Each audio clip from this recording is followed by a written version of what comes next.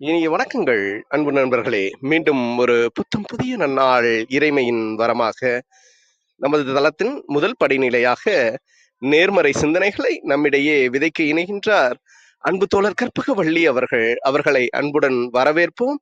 நன்றி. அனைவருக்கும் வணக்கம். இப்பிரபஞ்ச வெளியில் நீக்கமற நிறைந்திருக்கும் பரம்பொருளே, உம்மை வணங்குகின்றோம். உந்தன் அளப்பரிய அன்பால் எங்களுக்கு கிடைத்திட்ட பெற்றோர்கள், வழிகாட்டிகள், உற்றார், உறவினர்கள், நண்பர்கள் மற்றும் ஒவ்வொரு உயிருள்ள ஆன்மாக்கள் மற்றும் உயிரற்ற பொருட்களுக்காகவும் மனம் நிறைந்த நன்றி.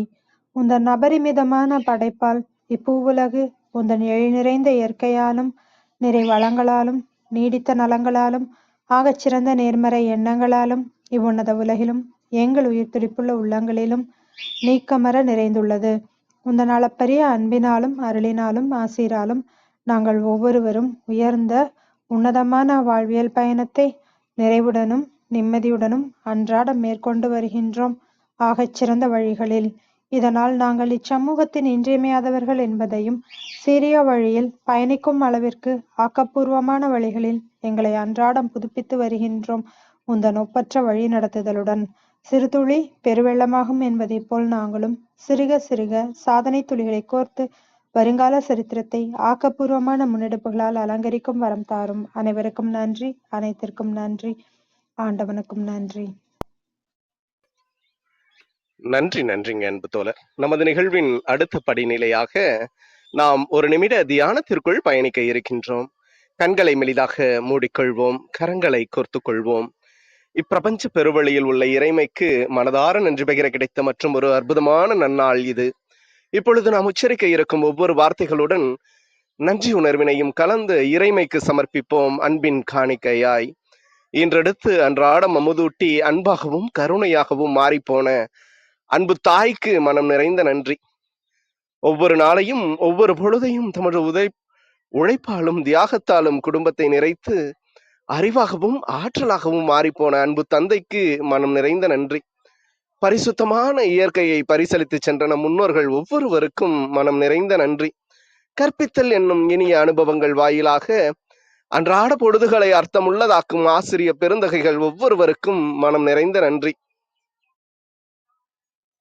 இப்பிரபஞ்ச பூவுலகினுள் பயணித்துக் கொண்டிருக்கும் பயணிக்க இருக்கின்ற ஒவ்வொரு உயிருள்ள ஆன்மாக்களுக்கும் மனம் நிறைந்த நன்றி.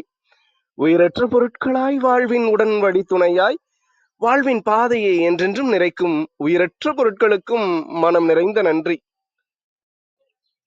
இப்பிரபஞ்ச பூவுலகினை தமது பேரன்பாலும் பேரருளாலும் பேராசிராலும் ஆண்டு அரவணைத்து காத்து வரும் அந்த ஆண்டவனுக்கும் நன்றி.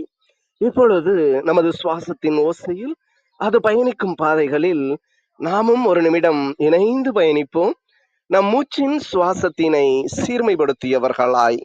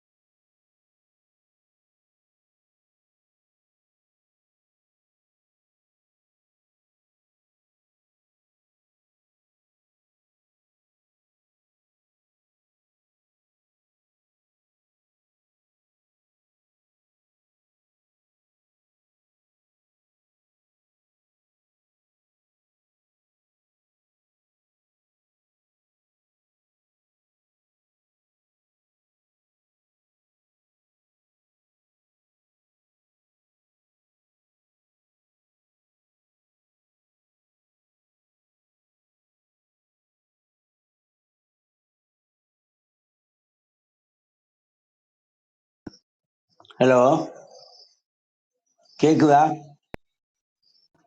ஐயா தியானம்ங்க ஐயா.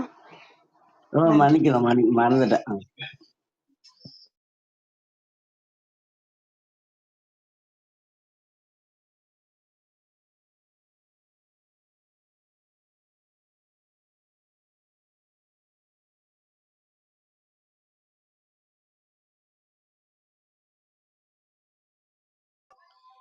இப்பிரபஞ்ச பெருவெளியில் நிக்கமர நிறைந்திருக்கும் முடிவில்லா பரம்பொருளின் அன்போடும் அருளோடும் ஆசீரோடும் எங்கள் வாழ்வியல் சூழல் அன்றாடம் அர்த்தமுள்ள வகையில் சீருடனும் செம்மையுடனும் பண்பட்டு வருகின்றது. இதனால் இச்சமூகத்தின் சீரிய சிறந்த முன்மாதிரிகளாக நாங்கள் திகழ்வதோடு நில்லாமல் பல்வேறு சாதனைகளையும் அதன் வாயிலாக சரித்திரங்களையும் படைக்கும் அற்புத படைப்பாளிகளாக பரிணமிப்போம். இறைமைக்கு நன்றி. இனிய வணக்கங்கள் அன்பு நண்பர்களே. மீண்டும் ஒரு புத்தம் புதிய நன்னாள் இறைமையின் வரமாக நமது தளத்தின் 100வது வாரத்தில் 579வது நிகழ்விற்கு உங்கள் ஒவ்வொருவரையும் அன்புடன் வரவேற்பதில் பெருமகிழ்வு கொள்கின்றோம். நாங்கள் இந்த நாள் உங்களுக்கு ஆக சிறந்த நன்னாளாக அமைந்திடவும், நீங்கள் அடியெடுத்து வைக்கும் ஒவ்வொரு முயற்சிகளும் உங்களுக்கு ஆக சிறந்த வெற்றிகளை பரிசளிக்கவும் அன்பின் வாழ்த்துக்களை பகிர்ந்து கொள்வதில் பெருமகிழ்வு கொள்கின்றோம். நாங்கள் அன்பிற்கினிய நண்பர்களே, நமது 100வது வாரத்தில் நாம் நற்பலம் என்ற ஒரு அற்புதமான தொகுப்பின் கீழ் நமது சிந்தனைகளை செழுமைப்படுத்தி வருகின்றோம். இந்த நற்பலம் தொகுப்பில் இன்றைய நிகழ்வாக ஒவ்வொரு வெள்ளிதோறும் நமது அவையினை இலக்கிய வெள்ளியாக அலங்கரிப்பது நமது வழக்கம். இலக்கிய ஆளுமைகளை அழைத்து அவர்களுடைய வாழ்வியலில் வாசிப்பு எந்த அளவிற்கு அவர்களை மேன்மைப்படுத்தியது என்பதை குறித்த ஒரு பார்வையினை நமது தளத்தில் எப்பொழுதும் நாம் ஒவ்வொரு வெள்ளி என்றும் பார்த்து வருகின்றோம். நமது தளத்தில் நாம் 100வது நாளை சிறப்பித்த பொழுது அன்பு ஐயா அர்த்தனாரி அவர்களும் அவரது வாழ்க்கை இணையரும் இருவருமாக நமது தளத்தின் சிறப்பு விருந்தினர்களாக பங்கேற்று நமது அவையை சிறப்பித்த தருணம் என்பது மறக்க இயலாத ஒன்றாக இருக்கின்றது. 100வது நாளில் சிறப்பித்த அன்பு ஐயா அவர்கள் இன்று 100வது வாரத்திலும் நம்மிடையே இணைந்து கொண்டு வாசிப்பை நேசிப்போம் என்ற அற்புதமான தொடர் நிகழ்வின் மற்றும் ஒரு அழகிய பாகத்தினை அடுத்த 50 நிமிடங்கள் அன்பு பரிசாக வழங்குவதற்காக நம்மிடையே இணைந்துள்ளார். நமது எளிய அழைப்பினை ஏற்று இன்றைய நிகழ்வின் சிறப்பு அழைப்பாளராக, சிறப்பு பேச்சாளராக இணைந்துள்ள தமிழ் பேராசிரியர் அன்பு ஐயா அர்த்தனாரி அவர்களை சொல்லரங்க சொந்தங்களாகிய உங்கள் ஒவ்வொருவரின் சார்பிலும் சரித்திரம் படைப்போம் தளம் இந்நிகழ்விற்கு வருக வருக வருக என்று வரவேற்பதில் பெருமகிழ்வு கொள்கின்றது. வாருங்கள், அடுத்த 50 நிமிடங்கள் அற்புதமான சிறப்புரையில் இணைவோம். நமது வாழ்வியல் புத்தகத்தில் புத்தம் புதிதாய் இன்று மலர்ந்துள்ள புதியதோர் பக்கத்தின் அழகியதோர் அத்தியாயத்தினை வாசிப்பின் நேசிப்போடு நமது வாழ்வியல் வழித்தடங்களை மென்மைப்படுத்துவோம், நமது வாழ்வியலை மேன்மைப்படுத்துவோம். நன்றி.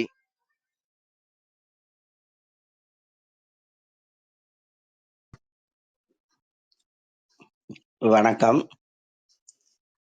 சரித்திரம் படைப்போம் குழுவில் செயல்படக்கூடிய, இணைந்திருக்கக்கூடிய இன்றைக்கு இணைய முடியவில்லை என்றாலும் கூட நினைந்து இருக்கக்கூடிய அனைவருக்கும் என்னோட பணிவான வணக்கத்தை தெரிவிச்சுக்கிறேன். முதல்ல என்னன்னா, நான் பிறந்த ஊர் சேலம் மாவட்டத்துல தாரமங்கலம் அப்படின்னு ஒரு ஊர். அங்க ஒரு நல்ல சிவாலயம் இருக்கும். நல்ல சிவாலயம் அப்படின்னா என்னன்னா, பெரிய அப்படின்ற அர்த்தத்துல சொல்றேன். எங்க அப்பா ஒரு நெசவு தொழில் செய்யக்கூடியவர். அந்த நெசவுலயும் நூல் இருக்கும். ஆனா அதே நேரத்துல என்னோட தொழில் தொண்டு தொடர்பு அப்படிங்கிறது என்னன்னா, இலக்கியத்தை கற்பது, கற்பிப்பது. இந்த இலக்கியத்திலையும் நூல் இருக்கும். எங்க அப்பாவோட தொழிலையும் நூல் இருக்கும். என்னோட செயல்லையும் நூல் கண்டிப்பா இருக்கும். இந்த நூல் அப்படிங்கிறது தவிர்க்க முடியாதது மட்டுமல்ல, தவிர்க்கவும் கூடாதது. ஏன்னா ஒரு திருக்குறள் இருக்கும். நவில்தோறும் நூல் நயம் போலும் பயில்தோறும் பண்புடையாளர் தொடர்பு அப்படின்னு இருக்கும். நல்லவர்களோடு நாம் கொண்டிருக்கிற தொடர்பு அதிகரிச்சுக்கிட்டே இருக்குமா. அவங்களுடைய தொடர்பினுடைய அளவு அதிகரிச்சுக்கிட்டே இருக்குமா. எது போல அப்படின்னா, ஒரு நூலை படிக்க படிக்க படிக்க அந்த நூல் நமக்கு புதிய புதிய பொருள்களை கொடுப்பது போல பண்புடையாளர்களோடு கொண்டிருக்கக்கூடிய தொடர்பும் இன்பத்தை கொடுக்கக்கூடியது அப்படின்னு திருவள்ளுவர் சொல்லியிருப்பார். அப்படி நூலை வாசிப்பது அப்படிங்கிறது ஒண்ணு. வாசிக்கிற போது நேசிப்பது. வாசிப்பதுங்கிறது இயல்பு. எதை வேணாலும் வாசிப்போங்க. ஒரு உதாரணத்துக்கு செய்தித்தாள் இருக்கு. செய்தித்தாளை படிக்கிறோம்ல, அதுவும் வாசிக்கிறது தான். ஆனா அதுல நேசிப்பது அப்படிங்கிறது இருக்காது. இப்ப யாராவது பழைய நியூஸ் பேப்பரை எடுப்போமா? அப்படி ஒருவேளை பழைய நியூஸ் பேப்பரை எடுத்தோம்னா எதுக்கு உதவும்? ஒண்ணு பழைய பேப்பர் கடையில போடுவோம், அல்லது மாவு சலிக்கிறதுக்கு பயன்படுத்துவோம். கற்க கல்கி கற்கண்டு கற்றபின் விற்க பாதி விலைக்கு அப்படி வேணா சொல்லுவோம். ஆனா நூல் அப்படிங்கிறது அப்படி இல்லை. இந்த நூல் வாசித்தல் அப்படிங்கிறது என்னன்னா, அது ஒரு விதமான கற்றல். கற்றதனால் ஆய பயன் என்கொல் வாளறிவன் நற்றால் தொழார் எனின் அப்படிங்கிறது முதல் அதிகாரத்துல 2வது திருக்குறள். இதுக்கு நம்ம பொருள் பார்த்தோம்னா, கற்ற அதனால். கற்ற அதனால் அப்படின்னா படிக்கிறோம். படிக்கிறதுனால வரக்கூடிய பயன் என்ன அப்படின்னா அறிவு. அதான் ரொம்ப முக்கியம். ஏன்னா இன்னைக்கு உலகமே ஒரு மனிதருக்கு சலாம் சொல்லும் அப்படின்னு சொன்னா அது யாருக்கு? கலாம் அவர்களுக்கு தான். அப்துல் கலாம் அவர்கள். அவர் சொல்வாரு, கற்றல் என்பது படைப்பாற்றலை கொடுக்கிறது அப்படின்னுவார். த கிரியேட் அப்படிங்கிறது, இந்த கற்றல் அப்படிங்கிறது தான் படைப்பாற்றலை கொடுக்கும். இந்த படைப்பாற்றல் என்பது எதை கொடுக்கும் அப்படின்னா சிந்தனையை கொடுக்கும். அதுக்கப்புறம் இந்த சிந்தனை என்பது எதை கொடுக்கும் அப்படின்னா அறிவை கொடுக்கும். சிந்திப்பதன் மூலமா தாங்க அறிவு அப்படிங்கிறது வளரும். அடுத்து இன்னொரு கேள்வி ஒண்ணு வரும். சரி, அறிவு எதை கொடுக்கும் அப்படின்னா அறிவு தான் நல்ல வாழ்க்கையை கொடுக்கும். நல்ல வாழ்க்கைன்னா என்ன அர்த்தம்? துன்பம் இல்லாத வாழ்க்கை அப்படிங்கிறது. இந்த அறிவு அப்படிங்கிறது 2 விஷயத்த பண்ணும். நானும் நிறைய தடவை சொல்லியிருக்கேன். ஆனா அது அனுபவமா சொல்லியிருக்கேன். இந்த அறிவு அப்படிங்கிறது என்ன பண்ணும் அப்படின்னு சொன்னா, ஒண்ணு அறிவு உடையவனுடைய துன்பத்தை நீக்கும். யாருக்கு அறிவு இருக்கோ அவர்கள் எப்போதும் துன்பப்பட மாட்டார்கள் அப்படிங்கிறது. அது இயல்பான அறிவு. இது 6 அறிவு. சரி, இந்த 6 அறிவுக்கு மேல 7வது அறிவு ஒண்ணு இருக்குங்க. அது என்னன்னா பேரறிவு. இந்த 6 அறிவு என்பது தன்னுடைய துன்பத்தை நீக்கும். ஆனால் இந்த பேரறிவு என்பது உலகத்தின் துன்பத்தை நீக்கும். இது எங்க இருக்கு அப்படின்னு சொன்னா, ஊருணி நீர் நிறைந்தற்றே உலகவாம் பேரறிவாளன் திரு அப்படிங்கிறது ஒப்புரவு அப்படிங்கிற ஒரு அதிகாரங்க. 22வது அதிகாரம் நீங்க பார்த்தோம்னா அதுல இருக்கும். ஊருணி நீர் நிறைந்தற்றே உலகவாம் பேரறிவாளன் திரு. சரி, இப்ப நம்ம என்ன பண்ணுவோம்னா, பேரறிவை பெறுகிறோமோ இல்லையோ, ஆனா கண்டிப்பா நமக்கு 6 அறிவு அப்படிங்கிறது இருக்கு. இதுல நம்ம என்ன பண்ணிருக்கோம்னா, நூலை வாசிக்கிற போது வாசிக்கணும் அப்படிங்கிற ஒரு வேகம் நமக்கு இருக்கும். ஏன் இந்த வேகம் இருக்கு அப்படின்னு சொன்னா, இத ஆங்கிலத்துல ஸ்பீடு அப்படின்னுவோம், ஃபாஸ்ட் அப்படின்னுவோம். ஆனா இந்த வேகம் அப்படிங்கிறது எதனால வரும் அப்படின்னு சொன்னா, வாசித்தவர்கள் எல்லோரும் நல்லா இருக்கிறாங்க, மகிழ்ச்சியா இருக்கிறாங்க, பலரும் பின்பற்றக்கூடிய அளவிற்கு அவர்கள் தலைமைத்துவம் உடையவர்களாக இருக்கிறார்கள் அப்படிங்கிறத நம்ம பார்க்கும்போது, நமக்கும் வாசிக்க வேண்டிய வாசிக்கணும் அப்படிங்கிற வேகம் கண்டிப்பா வரும். அதுவும் நம்ம பள்ளிக்கூடமா இருந்தாலும் சரி, அல்லது பள்ளிக்கூடம் அல்லாத வேறு வேறு இடங்கள்ல கூட படிக்கிறது அப்படிங்கிறது எப்பவுமே ரொம்ப சிறப்பது. எப்பவுமேங்க குடிக்கிறதும் படிக்கிறதும் நல்லது. இப்படி சொன்ன உடனே உங்களுக்குலாம் ஒரு அதிர்ச்சி வரும். குடிக்கிறது அப்படிங்கிறது கூழ், படிக்கிறது அப்படிங்கிறது நூல். அதுல குடிக்கிறதுன்னு ஒண்ணு வேற ஏதாவது நினைச்சுக்க கூடாது. ஏன்னா இந்த கூழ் அப்படிங்கிறது என்ன ஆகும்னா, எளிமையா செரிக்கும். எப்பவுமே சாலிடு ஃபுட்டை விட லிக்விட் ஃபுட்டு எளிமையா செரிக்கும், சீக்கிரமா ரத்தத்துல போய் கலக்கும். அதே மாதிரி நூல் அப்படிங்கிறதும் செரிச்சதுன்னா அதுக்கு பேரு செறிவு அப்படின்னு பேருங்க. அறிவு மேம்படும் போது அது செறிவு அப்படிங்கிற தன்மையில வந்துரும். அது நம்ம எல்லாரும் வாசிக்கிறாங்க, எல்லாரும் வாசிக்கிறத பத்தி பேசுறாங்க அப்படிங்கிறதுனால ஏதாவது ஒரு நூலை வாசிக்க வேண்டும் அப்படின்னு வேகமா போய் ஒரு நூலை எடுத்துடக்கூடாது. ஆனா இந்த வேகம் அப்படிங்கிற இடத்துல ஒரு நிதானம் வேணும். படிக்கும்போது கூட எதை படிப்பது அப்படின்னு நம்ம தேர்ந்தெடுக்கணும். என்ன சொல்றாங்க, முதல்ல கற்க அப்படின்னு சொல்லிட்டாங்க. திருக்குறள்ல கற்க அப்படின்னு சொல்லியிருக்காங்க. ஆனா அதுக்கு அடுத்த வார்த்தை பாருங்க, கற்க. அதுக்கு அடுத்த வார்த்தை என்ன இருக்கு? கசடர கற்பவை. கற்க கசடர கற்பவை அப்படின்னு வரும். ஆனா இங்க என்னன்னா, கற்பவை அப்படின்னு ஒரு வார்த்தை இருக்கு பாருங்க. அதான் நம்ம ரொம்ப யோசிக்கணும். எப்படின்னு சொன்னா, நமக்குன்னு ஒரு விருப்பம், வேட்கை, இத வடமொழியில தாகம் அப்படின்னு சொல்லுவோம். ஆனா எதையாவது படிக்கணும் அப்படின்னு போய் வேகமா ஏதாவது ஒரு நூலை அல்லது ஒரு துறைக்கு நம்ம போயிடக்கூடாது.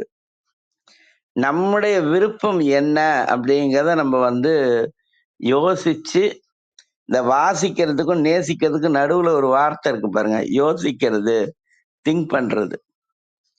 அப்ப நம்முடைய இயல்புக்கு எது ஒத்து வரும், நமக்கு என்ன இயல்பு இருக்கு, நம்மோட மனசு எப்படி இருக்கு, நம்ம இப்ப நான் என்ன பண்ணுவேன்னா, நான் 2 விதமான இலக்கியங்களை தேர்ந்தெடுப்பேன்.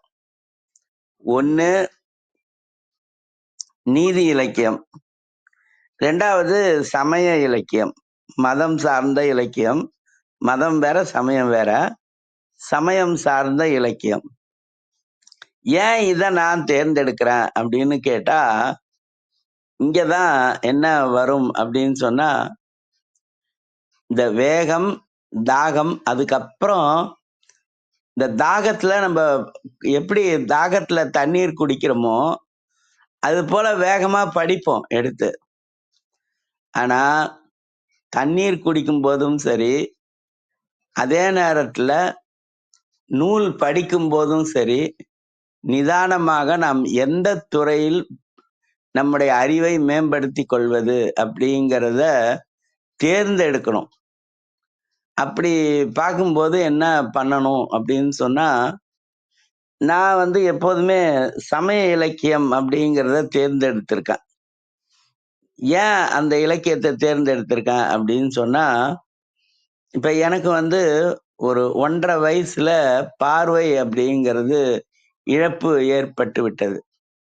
ஆனால் பார்வை இழப்பு அப்படிங்கிறது ஏற்பட்ட பிறகு எனக்கு என்ன வேணும் அப்படின்னா, துணிச்சல் அப்படிங்கிறது வேணும், தைரியம் அப்படிங்கிறது வேணும். இந்த தைரியம் அப்படிங்கிறது எதை கொடுக்கும் அப்படின்னா, நம்பிக்கை அப்படிங்கிற ஒரு விஷயத்தை கொடுக்கும்.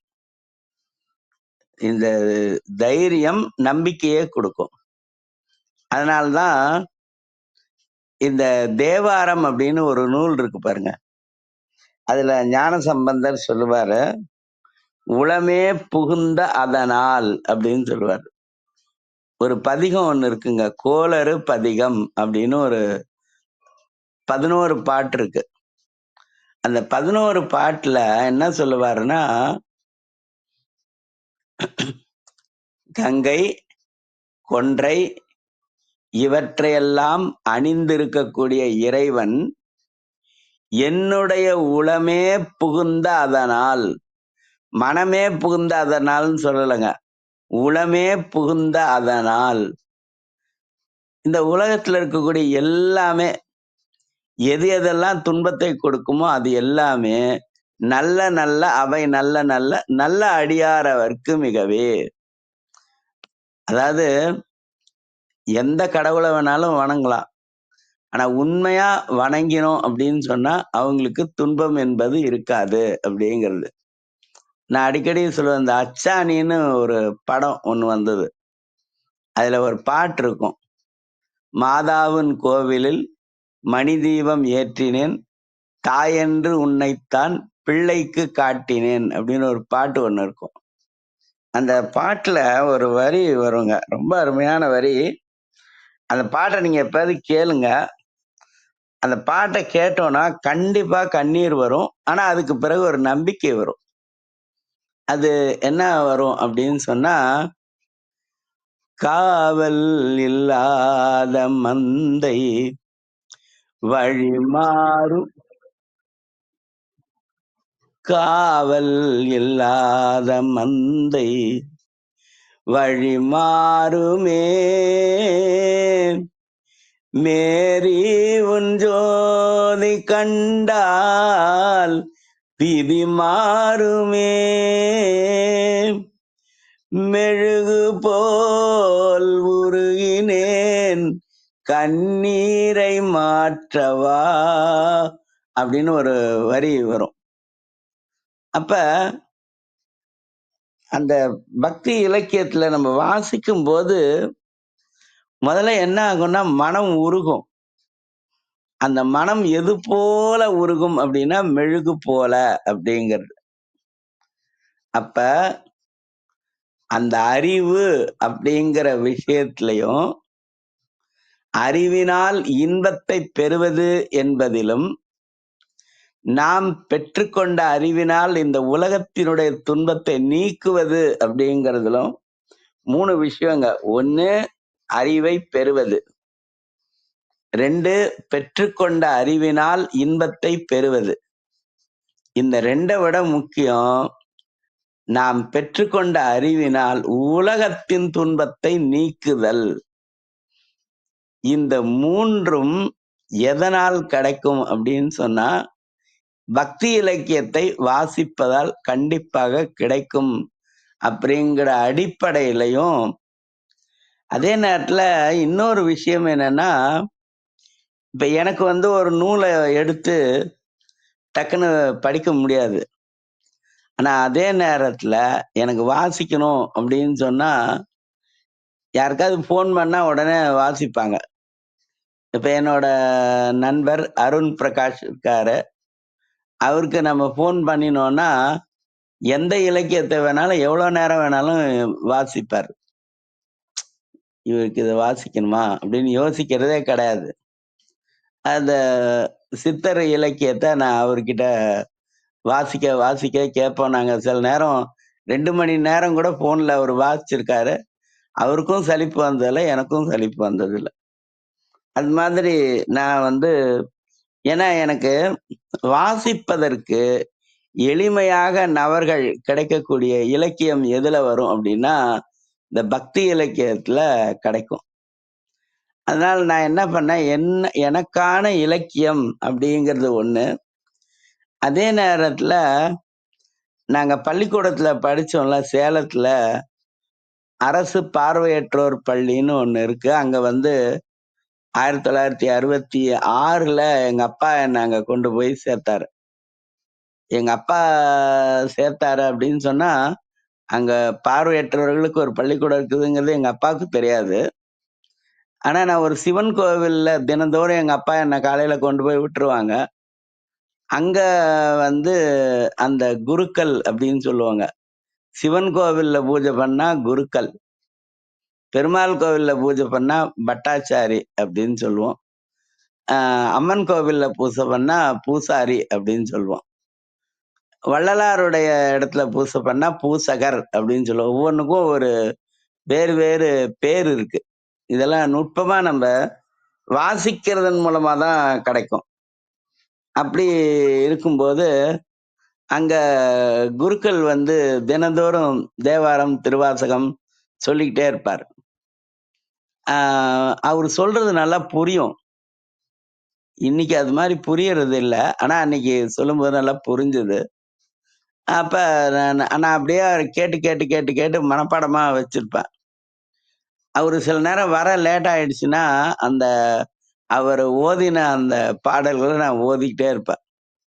இப்ப தேவாரம் அப்படின்னா அது பாடுறது அப்படி மட்டும் கிடையாது, அது ஓதுவது அப்படின்னு சொல்லுவோம். ஏன்னா நமக்கு என்ன சொன்னாங்க, ஓதாமல் ஒரு நாளும் இருக்க வேண்டாம் அப்படின்னு சொல்லியிருக்காங்க. அப்ப எல்லா நாளும் நம்ம ஓத வேண்டும் அப்படிங்கிறதுங்க. இப்ப நம்ம தேர்ந்தெடுப்பது அப்படின்னு சொன்னோம்லங்க, அந்த தேர்ந்தெடுக்கிற போது இப்ப நம்ம ஒரு விஷயம் நம்ம தாகம் எடுக்குதுன்னு வச்சுக்கோங்களேன்.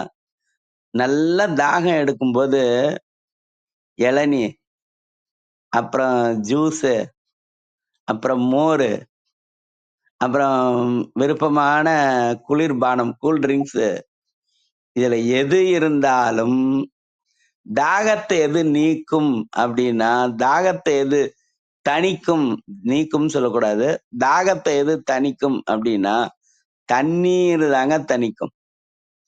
எவ்வளவு குடிப்பதற்கான விஷயங்கள் இருந்தாலும் நம்முடைய தாகத்தை தணிக்கக்கூடியது தண்ணீர் தான். அது மாதிரி படிப்பதற்கு என்று எவ்வளவு விஷயங்கள் இந்த உலகத்துல இருந்தாலும் படிக்கிறதுக்கு எவ்வளவு இருக்கு யோசிச்சு பாருங்க. இந்த கல்வி அப்படிங்கிறதுக்கு அது கடல். கல்வியை ஏன் கடல்னு சொல்றோம் அப்படின்னா, கல்வி கரையில, இந்த கல்விக்கு கரையே கிடையாது, கடலுக்கும் கரை கிடையாது, நம்ம பார்த்தோம்னா கிடையாது, கல்விக்கும் கரை கிடையாது. சரி, கல்வி கரையில, ஆனா கல்விக்கு அளவே இல்லைங்க. ஆனா நம்முடைய வாழ்நாள் இருக்கு பாருங்க, இதுக்கு அளவு இருக்கு. கல்வி கரையில கற்பவர் நாள் சில. நம்முடைய வாழ்நாளுக்கு ஒரு அளவு இருக்கு. நமக்கு இருக்கிற நாட்கள் கொஞ்சம். அதுலயும் யோசிச்சு பார்த்தோம்னா மெல்ல நினைக்கின் பிணி பல. அப்படியே யோசிச்சு பார்த்தோம்னா இதுல பிணியால் பாதிக்கப்படுகிற நாட்கள் வேற இருக்குங்க. அதுலயே 3 விஷயம் இருக்கு இல்லையா? வாதம், பித்தம், சளி. இதெல்லாம் மிகுந்தாலும் நோய், குறைஞ்சாலும் நோய். இதெல்லாம் மிகினும் குறையினும் நோய் செய்யும். இது மாதிரி நோய்வாய் இருக்கிற போது நம்மளால படிக்க முடியுமா அப்படின்னா படிக்க முடியாது. அதனால மெல்ல நினைக்கின் பிணி பல அப்படின்னு சொல்லுவாங்க. அப்படி கரையில்லாததாக இருக்கக்கூடிய கல்வியை வரையறைக்கு உட்பட்ட வாழ்நாட்களை உடைய நாம் எதை படிப்பது அப்படின்னு பார்க்கும்போது கண்டிப்பா நூல்களை வாசிக்க வேண்டும். அதுல எந்த நூல் நம்முடைய சூழ்நிலைக்கு ஒத்து வரும் அப்படின்னு யோசிக்கிறதுக்கு பாருங்க, அது மிகப்பெரிய யோகம்.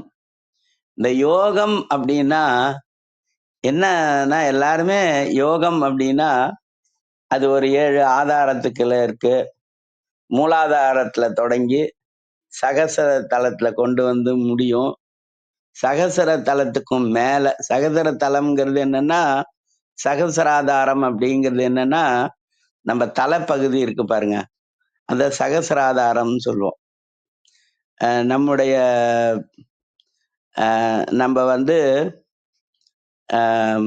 மல ஜலம் நீங்கும் பகுதி இருக்குல்ல, அதுல ஜலம் நீங்கும் பகுதி இருக்கு இல்லைங்களா? நம்ம ஃபாரின் போறோமோ இல்லையோ கண்டிப்பா யூரின் போகாம இருக்க முடியாது. அதுல அந்த இதுக்கு கீழே இருக்கிற இடத்த மூலாதாரம் அப்படின்னு சொல்லுவோம். மூலாதாரத்துல தொடங்கி அப்படியே தலைப்பகுதிக்கு கொண்டு வந்து அந்த தலைப்பகுதிக்கு மேல ஒரு 3 மண்டலம் இருக்காம். சந்திர மண்டலம், சூரிய மண்டலம், அக்னி மண்டலம் அப்படின்னு. இந்த 3 மண்டலத்தையும் தாண்டி உசுர மேல கொண்டு போகணுமா. 3 மண்டலத்து முட்டிய தூணை அப்படின்னு ஔவையார் சொல்லுவாங்க.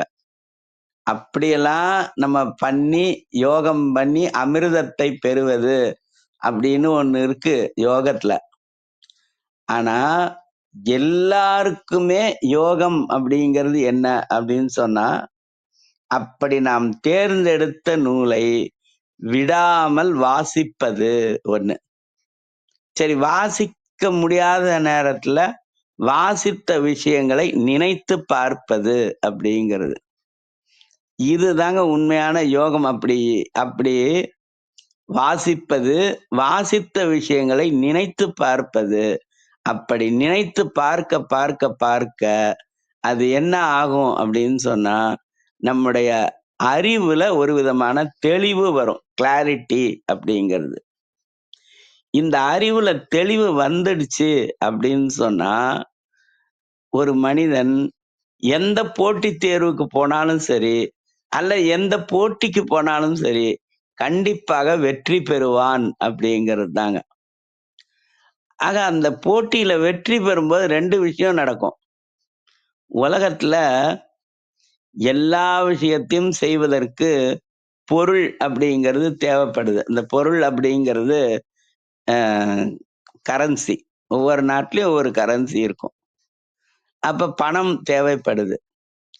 ஆக நம்முடைய அறிவு மேம்பட மேம்பட மேம்பட அந்த அறிவு என்ன பண்ணும்னா, நமக்கு தேவையான பணத்தை கண்டிப்பாக ஈட்டி தரும். அந்த வருமானம் பெறுவதற்கு அறிவு முக்கியமானதா இருக்கும். முக்கியமானது மட்டும் இல்ல, அதுவே உற்ற துணையாக இருக்கும். இதுதான் திருவள்ளுவர் என்ன சொல்லுவார்னா, அறிவுடையார் எல்லாம் உடையார் அப்படின்வார். ஒருத்தருக்கு அறிவு அப்படிங்கிறது வளர வளர வளர அவனுடைய செல்வமும் வளர்ந்துகிட்டே இருக்குங்க. அப்படி செல்வம் வளர்ந்துச்சுன்னா கண்டிப்பா துன்பம் இருக்காது. இதையும் அறிவுடைமை அப்படிங்கிற ஒரு அதிகாரத்துல திருவள்ளுவர் சொல்லுவாரு. அறிவு அற்றம் காக்கும் கருவி. அற்றம் அப்படின்னா துன்பம்னு அர்த்தம். துன்பத்திலிருந்து மனிதர்களை காக்கக்கூடிய ஒரு கருவி எது அப்படின்னு சொன்னா அறிவு அப்படிங்கிறது. ஆனா அந்த அறிவை எதன் மூலமாக பெறுவது சிறப்பு அப்படின்னா, நூல் வழியாகத்தான் நம்மால் பெற முடியும் அப்படிங்கிறது. அது கூட ஏன் நம்ம திருக்குறளையே சொல்றோம் அப்படின்னு சொன்னா, மற்ற இலக்கியங்கள்ல ரொம்ப பெருசா இருக்குங்க. இப்போ ஒரு உதாரணத்துக்கு அகநானூறு எடுத்துக்கிறோம்னு வச்சுக்கோங்களேன். இலக்கியத்துல அகநானூறு பார்த்தோம்னா 30 வரி இருக்கும். அதிகபட்சம் 30 வரி இருக்கும் அந்த பாட்டுல. அந்த 30 வரிய சொன்னோம்னா இந்த 50 நிமிஷத்துல ஒரு பாட்டை தான் சொல்ல முடியும். ஆனா முதல்ல நமக்கு SMS கொடுத்தவர் திருவள்ளுவர், குறுந்தகவல். ஆனா திருவள்ளுவரோட ஔவையார் இன்னும் சுருக்கமா கொடுப்பாங்க. இப்ப நமக்கு என்ன 2 கண்ணு அப்படிங்கிறது என்னன்னா, எண்ணென்ப ஏனை எழுத்தென்ப இவ்விரண்டும் கண்ணென்ப வாழும் உயிர்க்கு அப்படின்னு திருவள்ளுவர் சொல்லியிருப்பாரு. ஆனா அது அப்படியே ஔவையார் இன்னும் சுருக்கமா சொல்லுவாங்க பாருங்க. எண்ணும் எழுத்தும் கண் என தகும் அப்படின்னு சொல்லியிருப்பாங்க. இந்த தகுங்கிற வார்த்தை இருக்கு பாருங்க, அது தகுதி அப்படின்னு அர்த்தம். இந்த எண்ணு அப்படிங்கிறது சயின்ஸ், எழுத்து அப்படிங்கிறது ஆர்ட்ஸ். அப்படிதான் வாசை குழந்தைசாமி அப்படிங்கிற ஒரு அறிவியல் தமிழ் அப்படிங்கிற நூல்ல சொல்லியிருப்பாரு. ஆனால் நம்ம என்ன பண்ணோம்னா, ஒரு நூலை தொடர்ந்து வாசிக்க வேண்டும். இதுல ஒரு விஷயம் என்னன்னா, தொடர்ந்து ஒரு நூலை வாசிப்பது அப்படிங்கிறதுக்கு நம்ம மனசுல கண்டிப்பா ஒரு ஈடுபாடு இருக்கணுங்க. கான்சன்ட்ரேஷன் அப்படிங்கிறது இருக்கணும். இந்த கான்சன்ட்ரேஷன் தொடர்ந்து இருந்ததுன்னா கண்டிப்பா இந்த கான்சன்ட்ரேஷன்னா ஈடுபாடுன்னு அர்த்தம். இந்த கான்சன்ட்ரேஷன் கண்டினியூஸா வந்ததுன்னு வச்சுக்கோங்களேன், பவர் ஆஃப் அட்டென்ஷன் அப்படிங்கிறது வந்துரும். அந்த கவனத்துல ஒரு விதமான ஆற்றல் வந்துருங்க. அந்த ஆற்றல் வந்துடுச்சுன்னா உண்மையிலேயே அதுக்கப்புறம் நம்ம என்ன நினைக்கிறோமோ அது நடக்கும், என்ன கேட்கிறோமோ அது கிடைக்கும், என்ன சொல்றோமோ அது பலிக்கும். அதுதாங்க பவர் ஆஃப் அட்டென்ஷன் அப்படின்னு பேரு. அந்த கவனத்திலேயே உறுதி, நம்முடைய நினைவிலேயே உறுதி. அது பாரதியார் சொல்லுவார் பாருங்க, மனதில் என்ன வேண்டும், உறுதி வேண்டும் அப்படின்னுவார். அந்த மனதில் உறுதி வேண்டும் அப்படிங்கிறதுக்கு அறிவுல தெளிவு வேண்டும். அப்புறம் திண்ணியனல் எண்ணம் நெஞ்சம் வேண்டும் சொல்வார். நமக்கு என்னன்னா, வாசிக்க வாசிக்க வாசிக்க வாசிக்க நம்முடைய அறிவு என்ன ஆகும் அப்படின்னு சொன்னா நுட்பமானதாக மாறும். அதனால தொடர்ந்து வாசித்து கொண்டே இருக்க வேண்டும். நான் 3 நூல்களை எப்போதும் வாசிக்கிட்டே இருக்கேன். அது என்னென்ன 3 நூல்கள் அப்படின்னு சொன்னா, 1 திருக்குறள், 2வது திருவாசகம், 3வது திருவருட்பா. இந்த 3மே நம்முடைய நுட்பமான அறிவை வளர்க்கக்கூடிய நூல்கள். இது மாதிரி நீங்க மற்றவர்களும் என்ன பண்ணலாம் அப்படின்னு சொன்னா, அவர்களுடைய சூழலுக்கு எந்த நூல் ஒத்து வருகிறது, அவர்களுடைய மனநிலைக்கு எந்த நூல் ஒத்து வருது அப்படிங்கிறத நல்லா யோசிச்சு அப்படிப்பட்ட நூல்களை தேர்ந்தெடுக்கணும். இப்ப என்னன்னா, நான் ஒரு 3ஆம் வகுப்பு 4ஆம் வகுப்பு படிக்கும்போது திருக்குறள் மனப்பாடம் பண்ணி 1330 திருக்குறளையும் ஒப்பிக்கணும். நான் 2 வருஷம் டைம் கொடுப்பாங்கங்க. 3ஆம் வகுப்பு 4ஆம் வகுப்புல அந்த 2 வருஷத்துல என்ன பண்ணணும்னா 1330 திருக்குறளையும் மனப்பாடம் பண்ணி ஒப்பிக்கணும். அப்படி யாருக்கு 1330 திருக்குறளும் மனப்பாடமா தெரியுதோ அவங்கள மட்டும்தான் 5ஆம் வகுப்புக்கு அனுப்புவாங்க. 5ஆம் வகுப்புலயே என்ன பண்ணுவாங்கன்னா, 5ஆம் வகுப்புக்குள்ள கூட தெரியல அப்படின்னு சொன்னா மறுபடியும் 5ஆம் கிளாஸ்லயே போட்டுருவாங்க. 6ஆம் கிளாஸ்க்கு அனுப்ப மாட்டாங்க. அதுல ஒரு விஷயம் என்னன்னா, அன்னைக்கு எனக்கு எந்த திருக்குறளுக்கும் பொருள் தெரியாது. எங்க கூட படிச்ச யாருக்குமே தெரியாது. ஆனா அதுல பல பேர் 1330 திருக்குறளையும் மனப்பாடம் பண்ணி ஒப்பிச்சு அதுக்கப்புறம் 6ஆம் வகுப்புக்கு வந்துட்டோம். சிலபஸ் மாதிரி தாங்க, பரீட்சைக்கு படிக்கிற மாதிரியே தான் படித்தோம். அன்னைக்கு படிச்சு ஒப்பிச்சு மறந்து போச்சு. ஆனா இப்ப எனக்கு 66 வயசு ஆகுது. நமக்கு இந்த இந்த கிளப் இது என் பண்ண உடனே 7 மணிக்கு ஒரு கிளப் ஓபன் ஆகும். அது என்னன்னா திருக்குறள் கற்போம் கற்பிப்போம் அப்படின்னு ஒரு தளம் ஓபன் ஆகும். இங்க இருக்கக்கூடிய அருள் சேவியர் சார் கூட அடிக்கடி அங்க வருவாரு. அங்க என்ன பண்ணுவாங்கன்னா முற்றோதல் திருக்குறள் அப்படின்னு ஒண்ணு பண்ணுவாங்க. ஒரு திருக்குறளை எல்லாரும் சொல்லணும் அப்படிங்கிறது. அங்க யாராவது பேச போனோம்னா அன்றைக்கான முற்றோதல் திருக்குறளை சொல்லிட்டு தான் அவங்களுடைய கருத்தை அவங்க சொல்லணும்.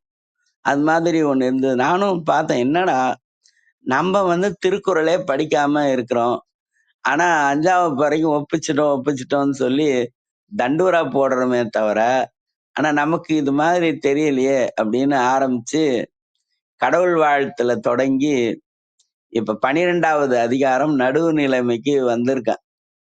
இப்ப நடுவு நிலைமையில நான் நேத்து நைட்டு ஒரு 4 மணிக்கு அப்படியே ரீகால் பண்ணி பார்க்கும்போது 7வது திருக்குறளை தவிர மத்த 9 திருக்குறளும் தெரிஞ்சது. சரி அப்புறமா யூடியூப்ல கேட்டுக்கலாம் அப்படின்னு சொல்லி தூங்கிட்டான். அப்படி அதே மாதிரி நம்ம படிக்கிறதுக்கு என்ன நூல்கள் அப்படின்னு தேர்ந்தெடுத்த பிறகு 2 விஷயத்த தேர்ந்தெடுக்கணுங்க. சோர்ந்து போகாம இருக்கணும்னா சேர்ந்து படிக்கணும். அப்பதான் நம்ம படிக்கிறதுல ஒரு விதமான தெளிவு அப்படிங்கிற அந்த தன்மையை எட்ட முடியும். அப்ப நம்ம யார் கூட சேர்ந்து படிக்கிறது அப்படிங்கிறதுக்கான நூலை தேர்ந்தெடுத்த பிறகு ஆளை தேர்ந்தெடுக்கணுங்க. அப்ப அவங்க கூட சேர்ந்து படிக்கணும். படிக்கும்போது சேர்ந்து படிக்கணும், சிந்திக்கும் போது தனித்திருந்து சிந்திக்கணும். அப்ப நமக்கான நேரம், அப்புறம் கருத்து, அதே நேரத்துல இந்த அர்ப்பணிப்பு தன்மை, படிக்கிறது நல்லது அப்படின்னு நினைக்கிறவங்க இது மாதிரியான நபர்களை தேர்ந்தெடுத்து கொண்டு அவங்களுக்கு எப்போ ஓய்வா இருக்கோ அப்ப நமக்கும் ஓய்வா இருக்குதா அதெல்லாம் பார்த்து அந்த நேரத்துல அவர்களோடு சேர்ந்து படிக்க வேண்டும். இது இப்ப இருக்கக்கூடிய ஐடி ஃபீல்டுல கூட என்ன பண்றாங்க, டீம் ஒர்க் அப்படின்னு சொல்றாங்க. அதே நேரத்துல கல்லூரியில கூட பார்த்தீங்கன்னா என்ஜினியரிங் காலேஜ்ல எல்லாம் என்ன சொல்றாங்க, குரூப் டிஸ்கஷன் அப்படின்னு சொல்றாங்க. அது மாதிரி சேர்ந்து வாசித்தல் அப்படிங்கிறது ஒரு நல்ல விஷயம். ஏன் அப்படின்னா இப்ப நான் அருள் சேவியர் கூட சேர்ந்து படிக்கிறேன்னு வச்சுக்கோங்களேன். அப்ப நாங்க டிஸ்கஸ் பண்ணுவோம். டிஸ்கஸ் பண்ணும்போது எனக்கு தெளிவாகாத விஷயம் அவருக்கு தெளிவாயிருக்கும், அவருக்கு தெளிவாகாத விஷயம் எனக்கு தெளிவாயிருக்கும். அப்ப 2 பேரும் சேர்ந்து சிந்திக்கும் போது, சேர்ந்து கலந்தாலோசிக்கும் போது என்ன ஆகும்னா, பாரதிதாசன் ஒரு விஷயம் சொல்லியிருப்பாரு எல்லாருக்கும். என்ன சொல்லியிருப்பாருன்னா, அறிவை விரிவு செய் அப்படின்னுவாரு. அப்ப அந்த அறிவை விரிவு செய்து கொள்வதற்கு உண்மையிலேயே என்ன அர்த்தம்னா சேர்ந்து படிக்க வேண்டும் அப்படிங்கிறது ரொம்பவும் முக்கியமான விஷயம். அப்படி சேர்ந்து படிக்கும்போது, ஏன்னா இந்த வாழ்க்கை அப்படிங்கிறதே ஒரு பயணம் தான். வாழ்க்கை என்பது ஒரு பயணம். இந்த பயணத்துல என்ன சொல்லுவாங்க, துணையோடு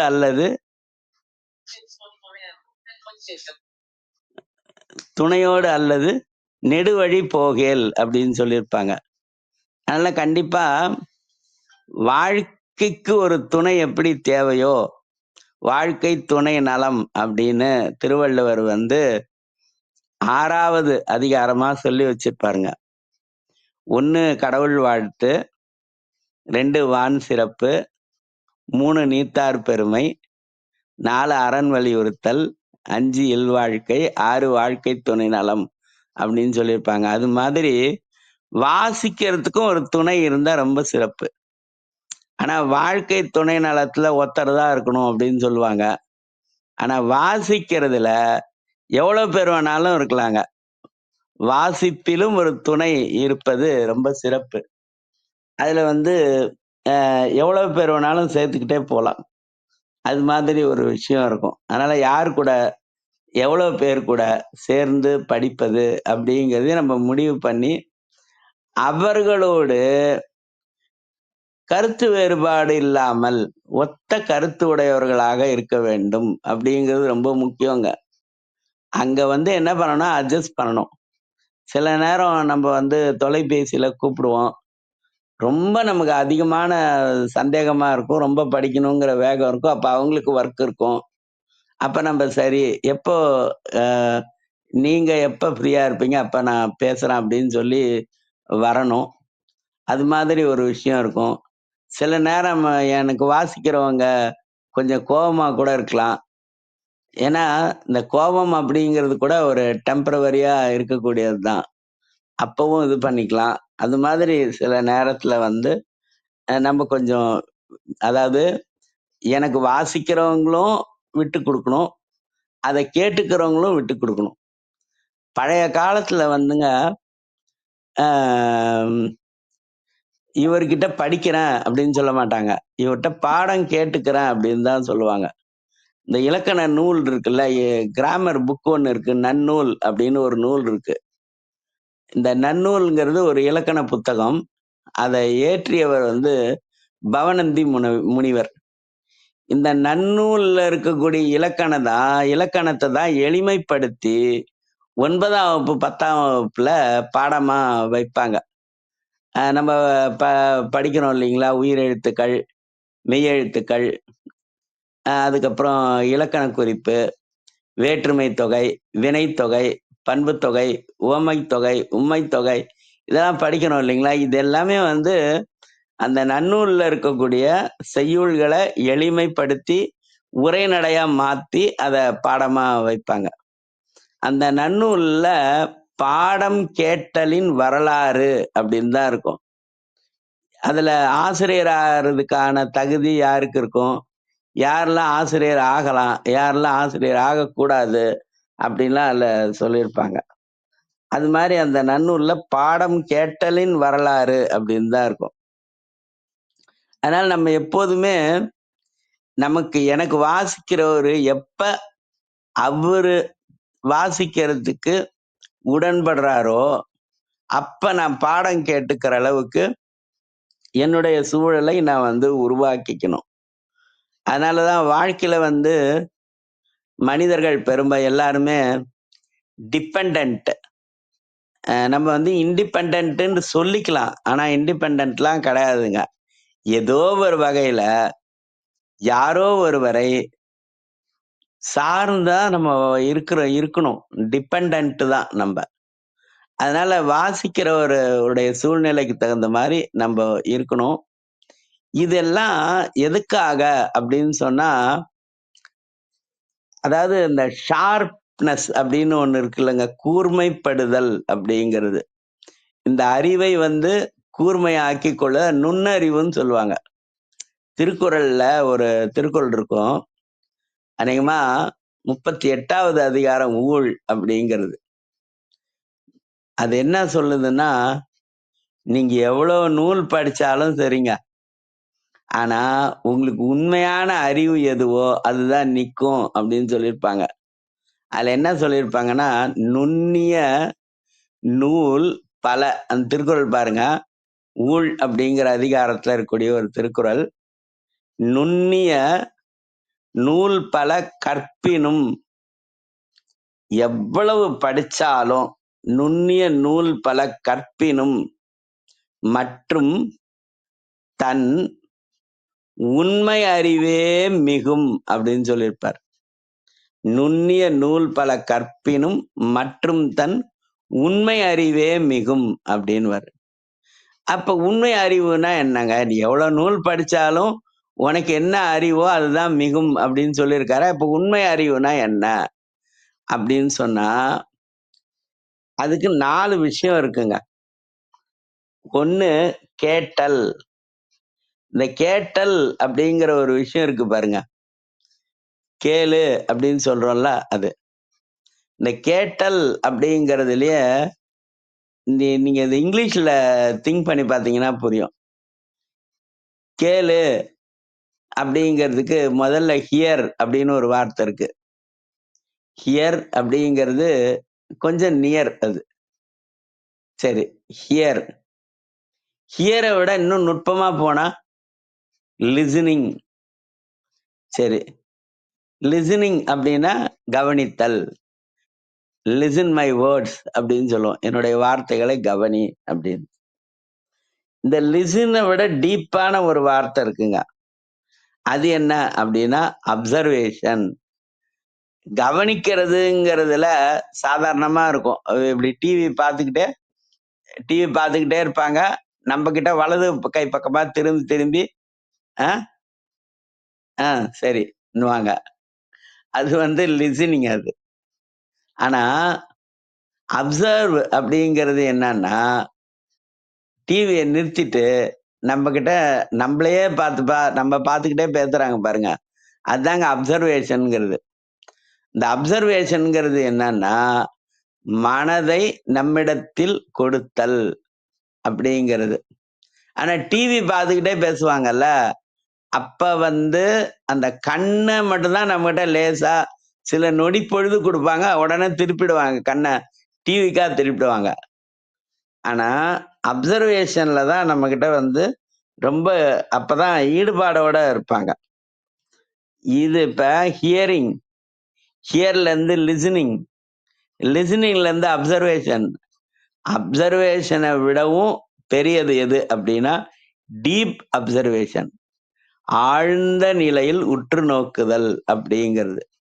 இந்த ஆழ்ந்த நிலையில் உற்று நோக்குதல் இருக்கு பாருங்க, இதுக்கு பேரு தாங்க சிந்தித்தல் அப்படின்னு பேர். இந்த சிந்தித்தல் அப்படிங்கிறது தான் நமக்கு எதை கொடுக்கும் அப்படின்னா உண்மையான அறிவை கொடுக்கும் அப்படிங்கிறது. படிக்கிறதால மாத்திரம் உண்மையான அறிவு வந்துடாதுங்க. படிக்கிறதால என்ன வரும் அப்படின்னா 1.5 மார்க் வரும். தமிழ்நாடு தேர்வாணை குழுவுல ஒரு கேள்விக்கு சரியான பதில் கொடுத்தோம்னா 1.5 மார்க் வரும். இப்போ ஒரு உதாரணத்துக்கு, இந்தியால நீண்ட காலம் ராஷ்டிரபதியா இருந்தவர் யார் அப்படின்னு ஒரு கேள்வி கேட்டாங்கன்னா ராஜேந்திர பிரசாத் அப்படின்னு சொல்லிட்டோம்னா 1.5 மார்க் கரெக்டா வந்துடும். ஆனா அதுல எத்தனை ஆண்டு அப்படின்னு கேட்டா 1950 இருந்து 1962 வரைக்கும் அப்படின்னு போட்டு நிறைய பேர் 12 வருஷம்னு போட்டு போயிட்டே இருப்பாங்கங்க. அப்ப அந்த 1.5 மார்க் கூட வராது. 50ல இருந்து 12 வரைக்கும்னா 13 அப்படின்னு போடுறோம் பாருங்க, அதான் உண்மையான அறிவு அப்படிங்கிறது. அந்த உண்மை அறிவே மிகும் அப்படிங்கிறது. அந்த உண்மையான அறிவு இருக்கு பாருங்க, அதுதான் ஒரு மனிதனை மகிழ்ச்சியாக வாழ வைப்பது அப்படிங்கிறது. ஒரு மனிதன் எப்போ வெற்றி பெறுகிறான் அப்படின்னு கேட்டா 2 விஷயம் பண்ணணும். ஒண்ணு, தான் மகிழ்ச்சியாக இருக்க வேண்டும், மற்றவர்களையும் மகிழ்ச்சியாக வைத்திருக்க வேண்டும்.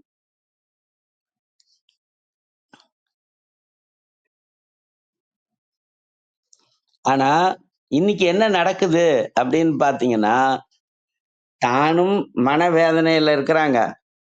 தான் மனவேதனையில இருக்கிறது பத்தாது போதாதுன்னு இருக்கிறவர்களும் மனவேதனையில கொண்டு சேர்க்கறது. அது மாதிரி நடக்குது.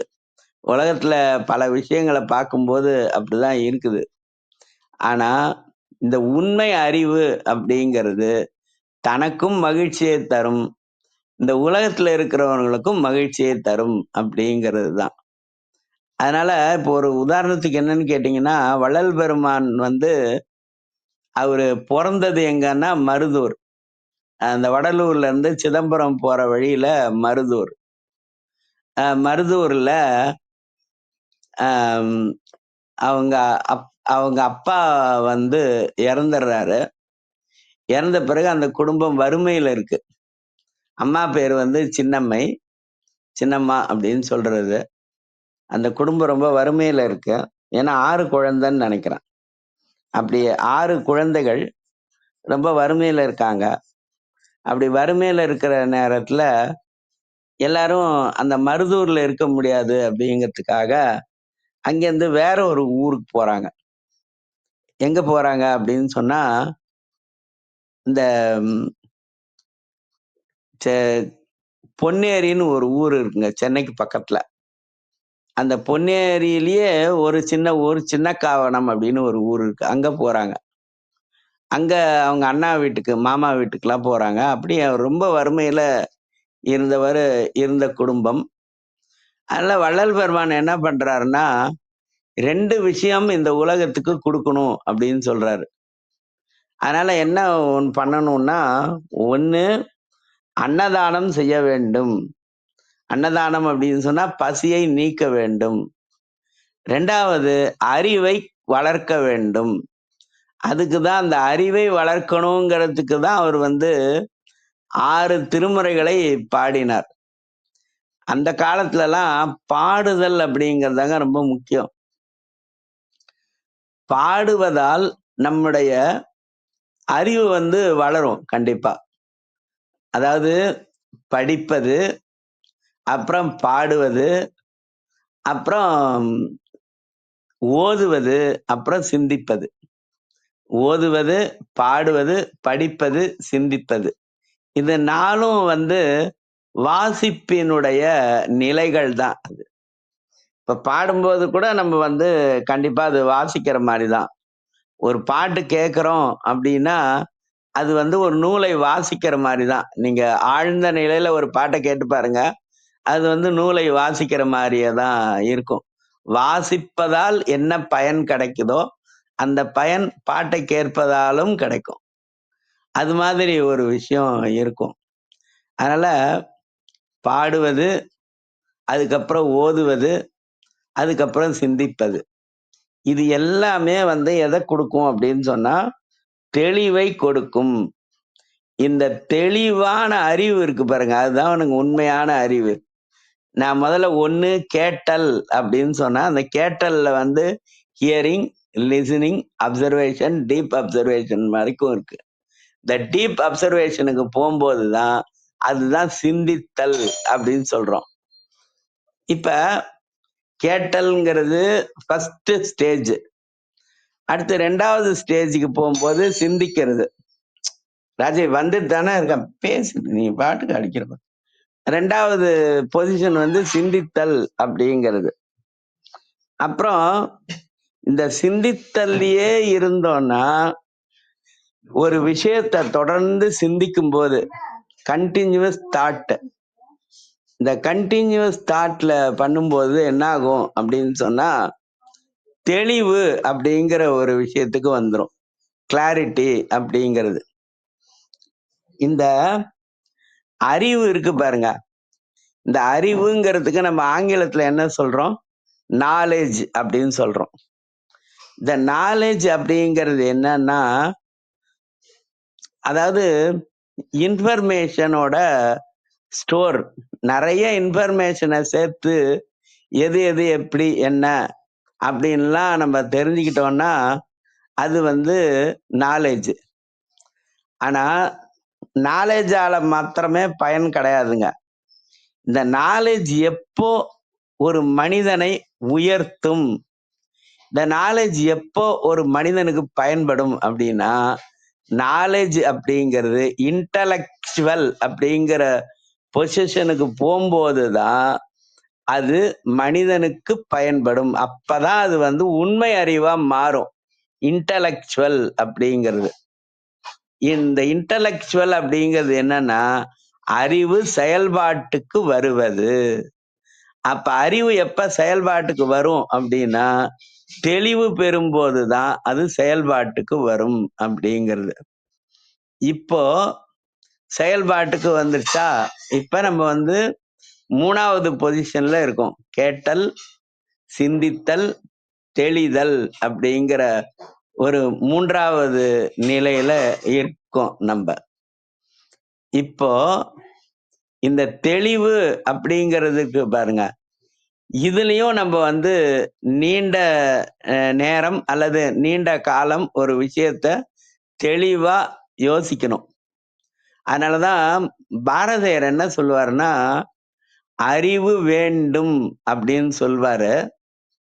ஆனா அந்த அறிவுக்கு முன்னாடி ஒரு வார்த்தை சேர்த்திருப்பாருங்க. என்ன சொல்லுவாரு? நல்ல அறிவு வேண்டும்.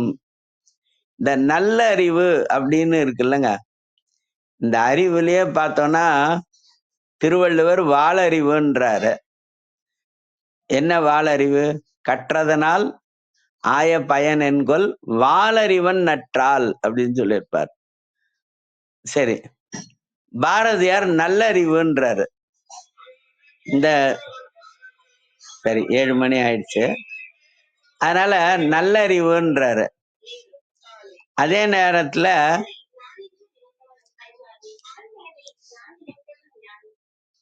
திருவள்ளுவரும் நுண்ணறிவுன்னு சொல்றாரு.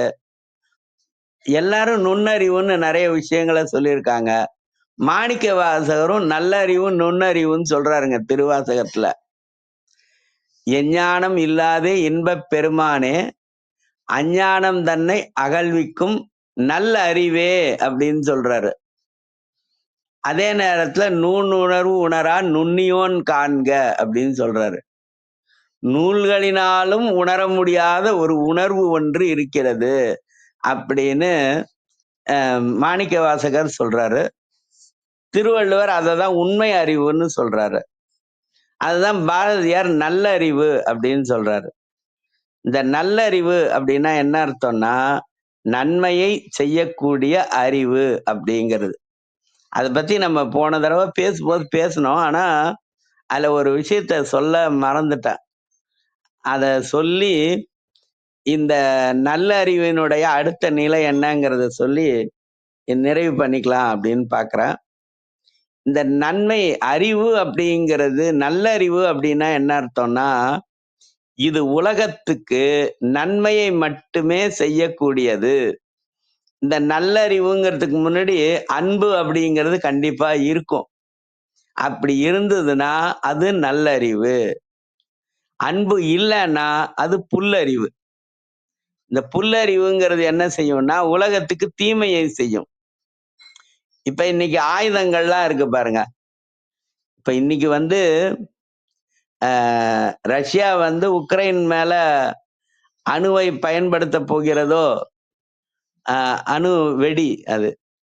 அப்படி ஒரு அச்சம் இன்னைக்கு இருந்துகிட்டே இருக்குதுங்க. இப்ப இது நல்லறிவு கிடையாது, இது புல்லறிவு. ஆனா இந்த நல்லறிவு அப்படிங்கிறது என்னன்னா உலகத்துக்கு நன்மையை செய்யக்கூடியது நல்லறிவு அப்படிங்கிறது. அதான் பாரதியார் சொல்லியிருப்பாரு, அறிவு வேண்டும், நல்லறிவு வேண்டும். எப்படிப்பட்ட நல்லறிவு? தெளிந்த நல்ல அறிவு வேண்டும் அப்படின்னு சொல்லியிருப்பாரு. தெளிந்த நல்ல அறிவு வந்தாதான் எண்ணிய முடிதல் வேண்டும்.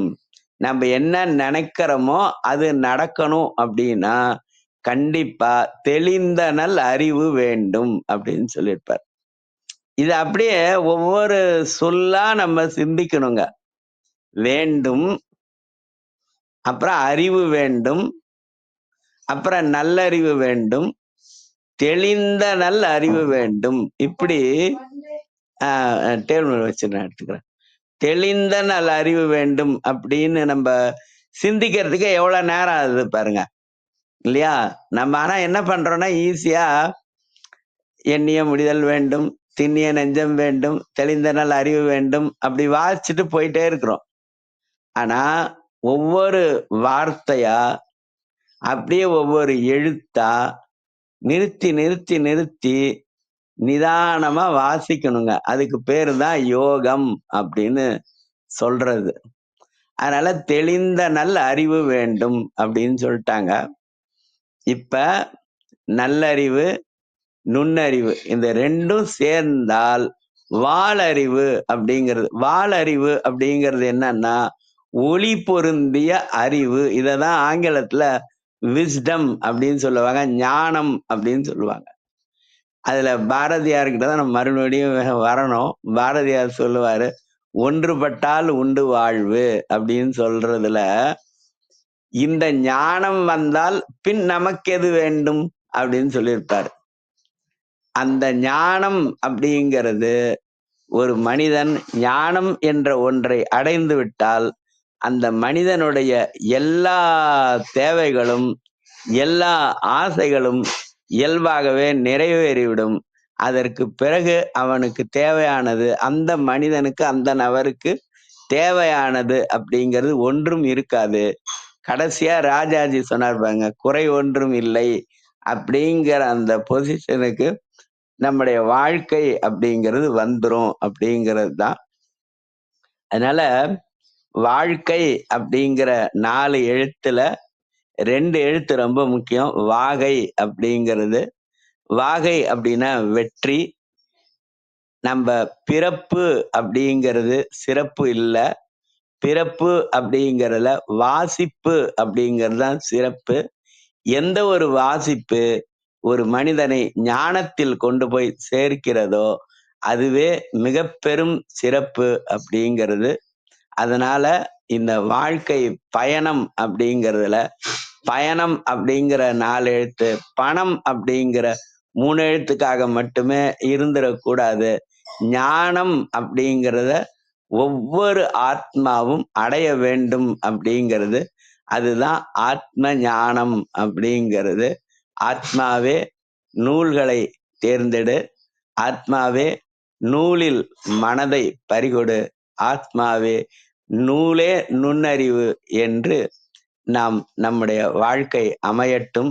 எல்லோரும் நல்ல ஞானத்தை பெற வேண்டும், அதை எல்லோருக்கும் தர வேண்டும் அப்படின்னு சொல்லி, இந்த ஞானம் வந்தால் பின் நமக்கெது வேண்டும் அப்படின்னு சொல்லி என்னுடைய இன்றைய இந்த வாசிப்பை நேசிப்போம் அப்படிங்கிற இந்த உரையை நிறைவு செய்கிறேன். நன்றி, வணக்கம், வாழ்த்துக்கள்.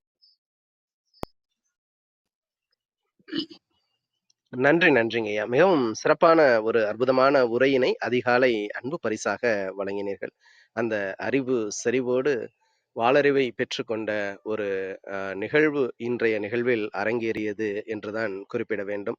அந்த அளவிற்கு நிறைய நிறைய கற்றல் அனுபவங்கள் இன்றைய உரை வாயிலாக ஒவ்வொரு வரிகளிலும் தென்பட்டது. இத்தகையதொரு சிறப்புமிக்க உரையினை அதிகாலை அன்பு பரிசாக வழங்கிய தருணங்களுக்காக சொல்லரங்க சொந்தங்களாகிய அன்பு நண்பர்கள் ஒவ்வொருவருடனும் இணைந்து சரித்திரம் படைப்போம் தளம் தங்களுக்கு மனம் நிறைந்த நன்றிகளையும் வாழ்த்துக்களையும் பாராட்டுகளையும் பகிர்ந்து கொள்வதில் பெருமகிழ்வு கொள்கின்றது. அன்பிற்கினிய நண்பர்களே, நாம் அனைவரும் இணைந்திருப்பது சரித்திரம் படைப்போம் தளம். ஒவ்வொரு வாரமும் ஒவ்வொரு தொகுப்பு, ஒவ்வொரு நாளும் ஒவ்வொரு தலைப்பு, வார இறுதியில் சிறப்பு விருந்தினரின் அழைப்பு, ஞாயிறு தோறும் நமக்கான விடுப்பு என்ற அடிப்படையில் நமது தளம் இயங்கி வருகின்றது. அவரிசையில் இந்த வாரம் முழுக்க நமது 100வது வாரத்தை சிறப்பிக்கும் விதமாக நற்பலம் என்ற ஒரு அற்புதமான தொகுப்பின் கீழ் நமது சிந்தனைகளை செழுமைப்படுத்தி வருகின்றோம். அவரிசையில் இன்று ஒவ்வொரு வெள்ளிக்கிழமை தோறும் இலக்கிய வெள்ளியாக நமது அவையை அலங்கரித்து வருகின்றோம். அவரிசையில் இன்றைய நாளில் இலக்கிய ஆளுமையாக அன்பு ஐயா தமிழ் பேராசிரியர் அர்த்தனாரி அவர்கள் அற்புதமான சிறப்புரையினை வாசிப்பை நேசிப்போம் என்ற தலைப்பில் நமக்கு வழங்கினார்கள். இந்த 100வது வாரத்தினை சிறப்பிக்கும் இந்த வாரத்தில் நாளைய நிகழ்வில் நம்மிடையே சிறப்பு விருந்தினராக பங்கேற்க இருப்பவர் சமூக செயற்பாட்டாளர் மதுமிதா கோமதி நாயகம் அவர்கள். அவர்களுடைய வாழ்வியல் அனுபவங்கள் மற்றும் நேர்காணல் நிகழ்வில் நாளை நாம் பங்கெடுக்க இருக்கின்றோம். ஒவ்வொரு நாள் நிகழ்வுகளிலும் சரித்திரம் படைப்போம் தளத்தோடு இணைந்து பயணிக்கவும், நமது வாழ்வியல் வழித்தடங்களை இன்னும் செம்மைப்படுத்திக் கொள்ளவும் அன்புடன் அழைக்கின்றோம். இப்பொழுது நிகழ்வின் நெறியாளுமையை தொடரவும் முதன்மை கருத்தினை வழங்கிடவும் அன்பு தோழர் கற்பகவள்ளி அவர்களை அன்புடன் அழைக்கின்றோம். நன்றி. நன்றிங்க தோழர். அனைவருக்கும் வணக்கம். பிரிட்டோ அவர்கள் சொன்ன மாதிரி ஐயாவும் அம்மாவும் 100வது நாள்ல சிறப்பு விருந்தினரா கலந்துகிட்டாங்க. அது போல இன்றைக்கு 100வது வாரத்திலும் சிறப்பு விருந்தினராக கலந்து கொண்டதும் சிறப்பு பேச்சாளராக கலந்து கொண்டு வாசிப்பை நேசிப்போம்ன்ற தலைப்புல ஐயா நிறைய கருத்துக்கள் பகிர்ந்திருக்காங்க. நூல் அப்படிங்கிறத பத்தி சொன்னாங்க. ஐயாவுடைய தந்தை அவர்கள் நெசவு செய்யும் அந்த நூல், அதை தொடர்ந்து அந்த ஒரு வேலையில இருந்தாரு. ஆனா நான் நூல் வாசித்து அதை கொண்டு போய் சேர்க்கிறது, மாணவர்களுக்கு கொண்டு போய் சேர்க்கிறதுக்கான அந்த வேலையில இருந்த 2 பேரோட தொழிலும் நூல் தான் அப்படிங்கிறத சொன்னாரு. நவில்தோறும் நூல் நயம் போலும் பயில்தரும் பண்புடையாளர் அப்படிங்கிறத திருக்குறள்ல என்ன சொல்லியிருக்காங்கன்னா, எந்த அளவுக்கு ஒரு நல்ல நூல்கள கற்கிறோமோ, அந்த அளவுக்கு பண்புடையாளர்களோட பழகுவதும் சிறப்பு அப்படின்னு சொல்லியிருக்காங்க. கற்றல் அப்படிங்கிறது ஒரு படைப்பாற்றலை கொடுக்கும். படைப்பாற்றல் சிந்தனையை கொடுக்கும். சிந்தனை அறிவை கொடுக்கும்.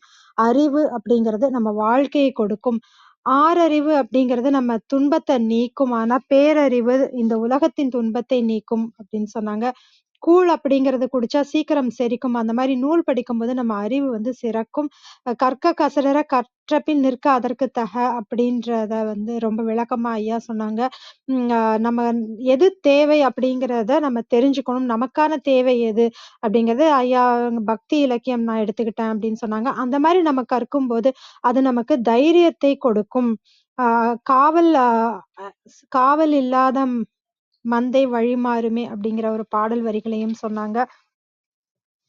இந்த மாதிரி பக்தி இலக்கியத்துல என்ன ஆகும்னா, மனம் வந்து மெழுகு போல உருகும். ஆஹ் இதன் மூலமாக கிடைக்கும் அறிவு இந்த உலகத்தின் துன்பங்களை நீக்கும் அப்படிங்கிறதும் சொன்னாங்க. நம்ம கோயிலுக்கு போறோம். அதுல குருக்கள், பட்டாச்சாரியாருங்கிறோம், பூசாரி, பூசலர் இப்படி நிறைய சொற்கள் உண்டு. அது ஒவ்வொன்னத்துக்கும் சிவன் கோவில் இருக்கவங்களா இருக்கட்டும், அம்மன் கோவில் இருக்கவங்கள பூசாரி, இப்படி ஒவ்வொருத்தரையும் நம்ம ஒவ்வொரு சொல்லாக சொல்றோம் நம்ம. அப்ப நம்ம போற போக்குல எல்லாரையுமே ஒரே மாதிரி சொல்லக்கூடாது. நம்ம நல்லா கவனிச்சு பார்த்தோம்னா தான் ஒவ்வொரு சொல்லுக்கு பின்னாடியும் ஒவ்வொரு பொருள் இருக்கு. இப்ப குருக்கள்னா சிவாலயத்துல இருக்கவங்க. அந்த மாதிரி நம்ம புரிந்து கொள்ள முடியும். ஐயாவும் சின்ன வயசுல அந்த தேவாரம் ஓதிக்கொண்டிருந்தேன். அப்படியே ஓதுதல் அப்படிங்கிறதும் சொல்றதும் வேற வேற அப்படிங்கிறதையும் சொன்னாரு. எவ்வளவோ ஜூஸ் இருக்கலாம். எவ்வளவோ வகையான அ இது இருந்தாலும் தண்ணீர் தான் நம்மளுடைய தாகத்தை தணிக்கக்கூடியது அப்படிங்கிறதையும் சொன்னாங்க. யோகம் செய்யறதுனால நமக்கு உடம்புக்கு நிறைய பலன் கிடைக்கும். அந்த மாரி தான் யோகம் செய்யும்போது நமக்கு பலன் கிடைக்கும். வாசிப்பதில் பலன் கிடைக்கும் அப்படின்னாங்க. வாசிக்க முடியல அப்படின்னா வாசிச்சதை யோசிக்கணும். அதனால அறிவு தெளிவு கிடைக்கும். இப்படி தெளிவு கிடைக்கும்போது எதிலும் நம்ம வெல்லலாம். அந்த துன்பத்தை வெல்லக்கூடிய அறிவு அப்படிங்கிறது நூலின் மூலமாக தான் கிடைக்கிறது. ஔவையார் அவர்கள் சொன்னாங்க, "எண்ணும் எழுத்தும் கண்ணெனத் தகும்" அப்படின்றத ரொம்ப சுருக்கமா எஸ்எம்எஸ் சொன்னது ஔவையார் தான். ஏன்னா, திருவள்ளுவர் கூட 2 அடியில சொன்னது ஔவையார் 4 அ சொற்கள்ல சொல்லியிருக்காங்க. "எண்ணென்ப ஏனை எழுத்தென்ப இவ்விரண்டும் கண்ணென்ப வாழும் உயிர்க்கு" அப்படிங்கிறத எண்ணும் எழுத்தும் கண்ணெனத் தகும்னு ஔவையார் சொல்லியிருக்காங்க. ஐயாக்கு தொடர்ந்து வாசிக்கக்கூடிய 3 நூல்கள் சொன்னாங்க. திருக்குறள், திருவாசகம், திருவெட்பா. இது நான் வந்துட்டு சோர்ந்து போகாமல் இருப்பதற்கு நாம எப்பவுமே இந்த நூல்கள படிச்சுட்டே இருப்பேன். அப்படி சோராம படிக்கணும் அப்படின்னா, நம்ம சேர்ந்து படிக்க வேண்டும். அப்படி சேர்ந்து படிக்கும்போது என்ன ஆகும்னா, அறிவு விரிவடையும். அவங்களுக்கு தெரிஞ்சத நம்மளும் தெரிஞ்சுக்கலாம். நமக்கு தெரிஞ்சத அவங்களும் தெரிஞ்சுக்கலாம். பாரதிதாசன் கூட சொல்லியிருக்காரு. "அறிவை விரிவு செய்" அப்படின்னு சொல்லியிருக்கிறாரு. எப்படி வாழ்க்கையில நமக்கு வாழ்க்கை துணை நலம் அப்படிங்கிறது ரொம்ப முக்கியமோ, அந்த மாதிரி நம்ம வாசிக்கும்போது நமக்கு துணையாக யார் இருக்கிறாங்க அப்படிங்கிறதும் ரொம்ப முக்கியம். அப்ப சேர்ந்து படிக்கணும். ஆனால் சிந்தனை செய்யும்போது தனியாக சிந்திக்க வேண்டும் அப்படிங்கிறத சொன்னாங்க. நம்ம அந்த காலத்துல நம்ம இப்ப படிக்கிறோம் அப்படின்னு சொல்றத கேட்டா, பள்ளிக்கு போறோம், படிக்கிறோம்னு சொல்றத அந்த காலத்துல பாடம் கேட்டுக்கொள்கிறேன் அப்படிங்கிறத தான் சொல்லுவாங்க. நன்னூல் அப்படிங்கிறது ஒரு இலக்கண நூல். அது பவணந்தி முனிவர் எழுதியது. அததான் வந்துட்டு இப்போ கொஞ்சம் எளிமையாக நம்ம மாணவர்களுக்கு இலக்கணமாக நம்ம கற்பித்துக் கொண்டு வருகிறோம். அதுல கூட பாடல் கேட்டலின் வரலாறு அப்படின்னு தான் கேட்டல் அப்படின்னு தான் சொல்றாங்க. நுண்ணிய நூல் பல கற்பினும் மற்றும் தன் உண்மை அறிவே மிகும் அப்படின்னு எவ்வளவு கற்றாலும் சரி, நம்ம அந்த நுண்ணிய அறிவு தான் முக்கியம் அப்படிங்கிறத திருக்குறள் மூலமாக hearing, listening, observation, deep observation இப்படி சொன்னாங்க. இது வந்து ஒவ்வொரு நிலை. கேட்பது, கவனிப்பது, ஆழ்ந்து கவனிப்பது, அதற்கப்புறம் அதை பற்றி யோசிக்கும்போது தான் தீவிரமாக சிந்தனை செய்யும்போது தான் அந்த அறிவு அப்படிங்கிறது கிடைக்கும். படிப்பது, பாடுவது, ஓதுவது, சிந்திப்பது இது எல்லாமே வாசிக்கும் நிலைகள் அப்படின்னு சொல்லலாம். இது தெளிவை கொடுக்கும். தெளிவு தான் உண்மையான அறிவு அப்படின்னு நம்ம சொல்றோம். தொடர்ந்து அந்த சிந்தனை அப்படிங்கிறது சிந்திக்கும்போது தான் அது கன்டினியூஸ் தாட் அப்படிங்கிறதும் சொல்றோம். இப்ப தெளிவான அறிவுக்காக தான் நம்ம இதெல்லாமே செய்றோம் அப்படிங்கிறதையும் சொன்னாரு. மோர் இன்ஃபர்மேஷன் அதிகமா இருக்கிறது தான் knowledge. More information is knowledge அப்படிங்கிறதும், இன்டலெக்சுவல் பொசிஷன் அதுக்கு இன்டலெக்சுவலா போகும்போது தான் நம்ம அது மனிதனுக்கு பயன்படும். அது வெறும் நாலேட்ஜா இருக்கும்போது நமக்கு பயன்படாது. அது ஒரு இன்டலெக்சுவல் பொசிஷன் அடையும்போது தான் நமக்கு பயன்படும். அதாவது அறிவு அப்படிங்கிறது செயல்பாட்டுக்கு வருவது தான் நமக்கு பயன்படும். தெளிவு பெறும்போது தான் நம்ம அந்த அறிவு அப்படிங்கிறது தெளிவு பெறும்போது தான் அது செயல்பாட்டுக்கும் வரும் அப்படிங்கிறதையும் சொன்னாரு. கேட்டல், சிந்தித்தல், தெளிதல் இது 3 நிலைகள் பத்தியும் ரொம்ப தெளிவா விளக்கமா சொன்னாரு. நல்லறிவு, வாழறிவு, நுண்ணறிவு இப்படி சொல்லிட்டே போகலாம். இந்த சொற்களை திருவள்ளுவர், பாரதியார், மாணிக்கவாசகர் இவங்க எல்லாருமே பயன்படுத்தி இருக்கிறாங்க. பாரதியார் தெளிந்த நல் அறிவு வேண்டும் அப்படிங்கிறத சொல்றாரு. நம்ம போற போக்குல சொல்லிட்டு போயிடுறோம். ஆனா அந்த சொற்கள கூர்ந்து கவனிக்கிறோமா அப்படிங்கிறது இல்ல. முதல்ல வேண்டும் அப்படிங்கிறதுல இருந்து போகணும். என்ன வேண்டும்? அறிவு வேண்டும். நல்ல அறிவு வேண்டும். அந்த அறிவு தெளிந்த நல்லறிவாக இருக்க வேண்டும். இப்படி நம்ம ஒவ்வொரு சொற்களையாக பிரிச்சு படிச்சு அதோட பொருளை உணரணும். இதற்கு பேரு தான் யோகம் அப்படிங்கிறத சொன்னாங்க. இந்த படிப்பதன் மூலமாக நமக்கு அந்த ஞானம் கிடைக்கும். விஸ்டம் அதுதான் கிடைக்கும். அந்த மனிதனை ஞானத்திற்கு கொண்டு போய் சேர்க்கும் அந்த வாசிப்பு தான் மிகவும் சிறப்பு. ஒவ்வொரு ஆத்மாவும் அந்த ஞானத்தை அடைய வேண்டும். அந்த ஞானத்தை மற்றவர்களோடு பகிர்ந்து கொள்ள வேண்டும். ஞானம் வந்தால் எனக்கெது வேண்டும் அப்படிங்கிறதோட ஐயா இன்றைய வாசிப்பை நேசிப்போம் பகுதியை நிறைவு செஞ்சாங்க. மிக்க மிக்க நன்றிங்கய்யா. ஒரு வாசிப்பு அனுபவம் உங்கள் பேச்சின் மூலமாக நம் அனைவருக்கும் கிடைத்தது. மிக்க நன்றிங்கய்யா. விஜயகுமாரி அம்மா வணக்கம், நீங்க பேசலாம். நன்றிகள் அம்மா. வாழ்க வையகம், வாழ்க வையகம், வாழ்க வளமுடன். குரு வாழ்க, குருவே துணை. சரித்திரம் படைப்போம் தளத்திற்கு நன்றி. அதை எடுத்து தினந்தோறும் சரித்திரம் படைத்து கொண்டிருக்கும் கருணை உள்ளம் ஆரோக்கிய பிரிட்ட ஐயா அவர்களுக்கு பல கோடி நன்றிகள். அதில் பயணித்து கொண்டிருக்கும் சிந்தனை சிற்பி கற்பகவள்ளி அம்மா, கற்பனைக்களம் ரேவதி அம்மா, சித்திரம் படைக்கும் வேல்ராஜ் ஐயா, இன்று இந்த தளத்தில் வந்து நமக்கெல்லாம் அரிய பெரிய கருத்துக்களை வழங்கிய பேராசிரியர் அர்த்தநாரி ஐயா அவர்களுக்கும் பல கோடி நன்றிகள். மற்றும் நம் குழுவில் குழுமி இருக்கும் அனைத்து அன்பு உள்ளங்களுக்கும் என் மனமார்ந்த நன்றிகளும் வாழ்த்துக்களும். வாங்க வாழ்த்தும் பயனுக்கும் போயிடலாம். நாம் அமர்ந்துள்ள இந்த இடம் முழுவதும் நல்ல தூய தெய்வீக ஆற்றலே நிரம்பின. அப்படியே உணர்ந்து பாருங்க. அருட்பேராற்றல் உடலிலே உயிரிலே அலை அலையாக பாய்ந்து நிரம்புவதை உணர்கிறோம். அன்னைக்கு வணக்கம், தந்தைக்கு வணக்கம், அருள்நிறை ஆசான் வேதாத்திரி மகரிஷி அவர்களுக்கு வணக்கம். குரு வாழ்க, குருவே துணை.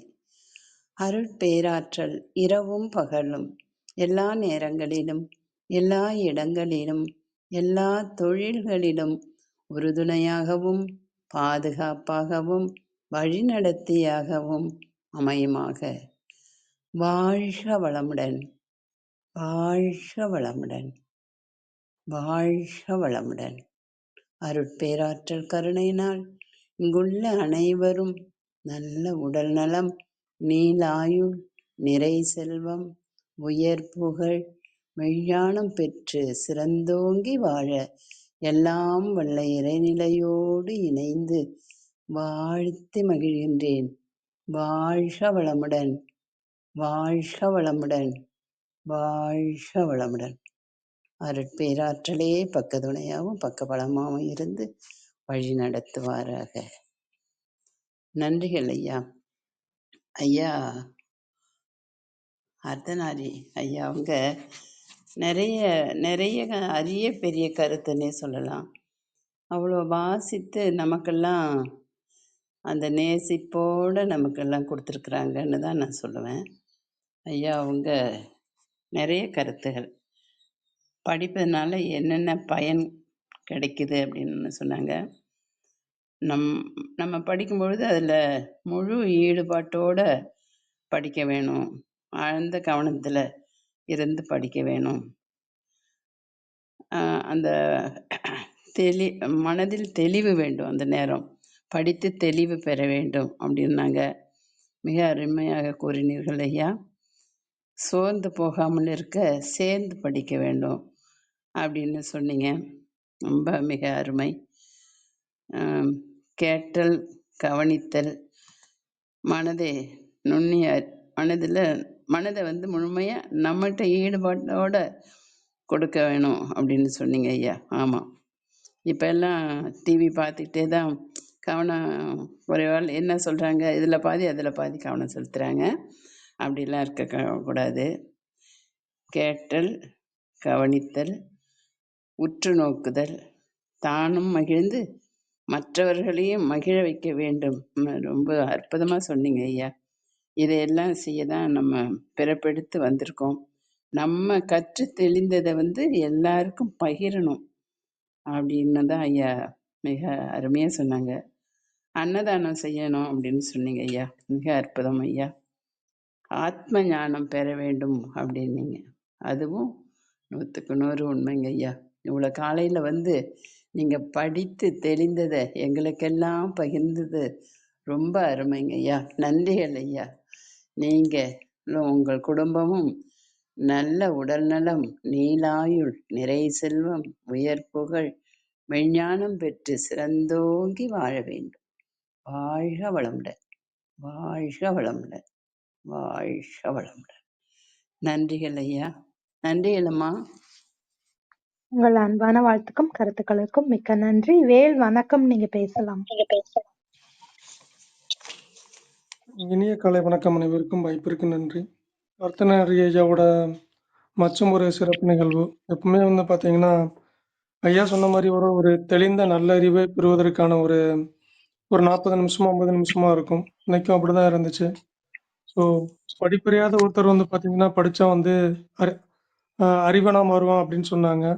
அந்த அறிவனோட அறிவனை அறிவாளியா மாற்றி வாழறிவனாக மாற்றும் அந்த ஒரு பணியை தான் அர்த்தநாரி எத்தனை வருஷமா மாணவர்களுக்கு செஞ்சுட்டு இருந்தாங்க. அதே அந்த ஒரு வாழறிவனாக இருந்து ஒரு 40 நிமிஷம் நமக்கான இந்த நேரத்தை கொடுத்ததுக்கு பார்த்தீங்கன்னா மிகப்பெரிய நன்றி. அவங்க எப்படி வாழறிவனாக மாறினாங்க, அதற்கான வாசிப்பு எப்படி அடிப்படையா அமைஞ்சது அப்படின்றத அழகான இன்னைக்கு ஃபுல்லா திருக்குறள், பாரதியாரோட மொழிகள்ல வழக்கம் போல எடுத்து வச்சாங்க. மிக்க மிக்க நன்றி. மிக்க நன்றி ஐயா. அனைவருக்கும் நன்றி. உங்கள் அன்பான வாழ்த்துக்கும் கருத்துக்களுக்கும் மிக்க நன்றிங்க வேல். விஜயாம்மா, உங்க மைக்க மியூட்ல போட்டுக்கோங்கம்மா. நன்றி. விந்திய கௌரி அம்மா வணக்கம், நீங்க பேசலாம்.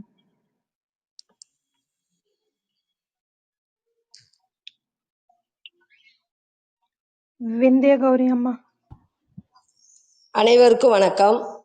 அர்த்தநாரி ஐயாவோட உரை மிகவும் சிறப்பாக இருந்தது. ஐயா பல நூல் அறிவு பெற்றவர். திருமந்திரத்தை பற்றிப்பவே, வள்ளலாரை பற்றி, தாய்மானவரை பற்றி, தேவாரத்தை பற்றி, திருவாசகத்தை பற்றி பொருத்தமான கருத்துக்களை, பாடல்களை ரொம்ப அருமையாக பாடுவாங்க. திருமந்திரத்தை மற்ற பாடல்களை ஓதுவது, அபிராமி அந்தாதி ஓதுவது சிறப்பாக இருக்கும். ஐயாவுக்கு நிறையா திருக்குறள் தெரிஞ்சிருக்கும். அதனோட பொருளை பொருத்தமாக ஆங்காங்கே எப்போ பேசினாலும் திருக்குறளை பேசாமல் ஐயா இருக்க மாட்டாங்க. இன்றைக்கு நீதி நூல்களை பற்றியும் பக்தி இலக்கியம் பற்றியும் இன்னும் பல நூல் அறிவை நமக்கு கொடுத்தாங்க.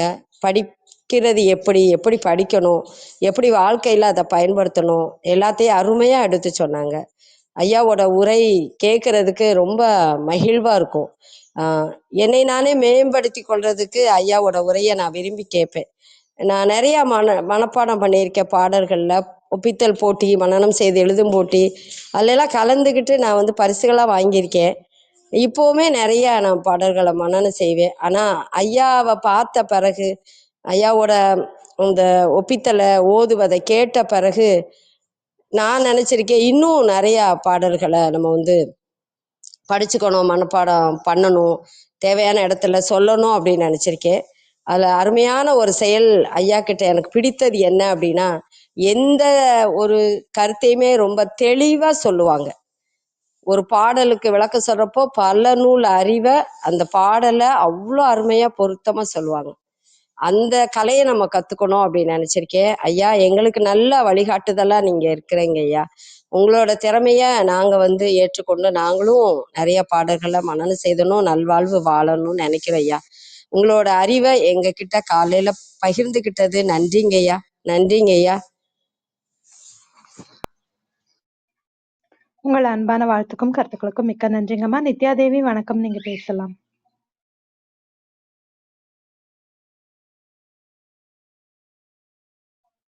நித்யாதேவி. சசிகலாமா வணக்கம், நீங்க பேசலாம். நன்றி கேட்கப்பா. அனைவருக்கும் காலை வணக்கம். அர்த்தநாரி ஐயாவுக்கு நன்றிகள் ஐயா. காலையில ஒரு காலை சிந்தனை ரொம்ப திருக்குறள் மட்டும் நாங்க ரொம்ப எதிர்பார்த்தது. ஆனா இன்னைக்கு திருமுறை எல்லா இதுலயுமே நிறைய நீங்க கொடுத்துருக்கீங்க. நன்றிங்க ஐயா.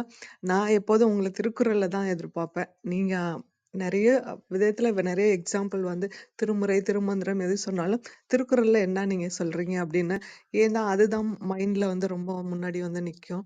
இன்னைக்கும் அதே மாதிரி நிறைய கருத்துக்கள் சொன்னீங்க. நன்றிங்கள் ஐயா. உங்க அளவுக்கு நாங்களும் ஞாபகம் வச்சுக்கணும்னு நினைப்போம். தெரிஞ்ச கருத்துக்கள் கூட நீங்க சொல்றப்பதான் ஆமா இல்ல இது சொல்லலாம்ல அப்படின்னு தோணும். நன்றிகள். நன்றிங்க ஐயா. வாழ்க வளமுடன், வாழ்க வளமுடன். உங்கள் அன்பான வாழ்த்துக்கும் கருத்துக்களுக்கும் மிக்க நன்றிங்க சசிகலாமா. விந்திய கௌரி அம்மா, நீங்க பேசுறீங்களா? உங்க மைக் ஆன்ல இருக்குமா? மியூட் பண்ணிக்கோங்க. நன்றிமா. சரவணன் கண்ணா வணக்கம், நீங்க பேசலாம். வணக்கம். சரித்திரம் படைப்போம் தளத்தில் உள்ள அனைவருக்கும் வணக்கம். ஐயாவிற்கு நெஞ்சார்ந்த நன்றிகள். ஏன்னா அவரோட உரை எப்போதுமே தமிழாசிரியர் உரை மாதிரியே இருக்கும். எல்லா இதுவும் இருக்கும். எங்க பாட்டிலாம் திட்டுறதுக்கு யூஸ் பண்ணுவாங்க, இவர் பெரிய நன்னூல் அப்படின்னு சொல்லிட்டு. அப்பதான் நான் அந்த நன்னூல்ங்கிற புத்தகத்தை பத்தியே தெரிஞ்சுக்கிட்டேன்.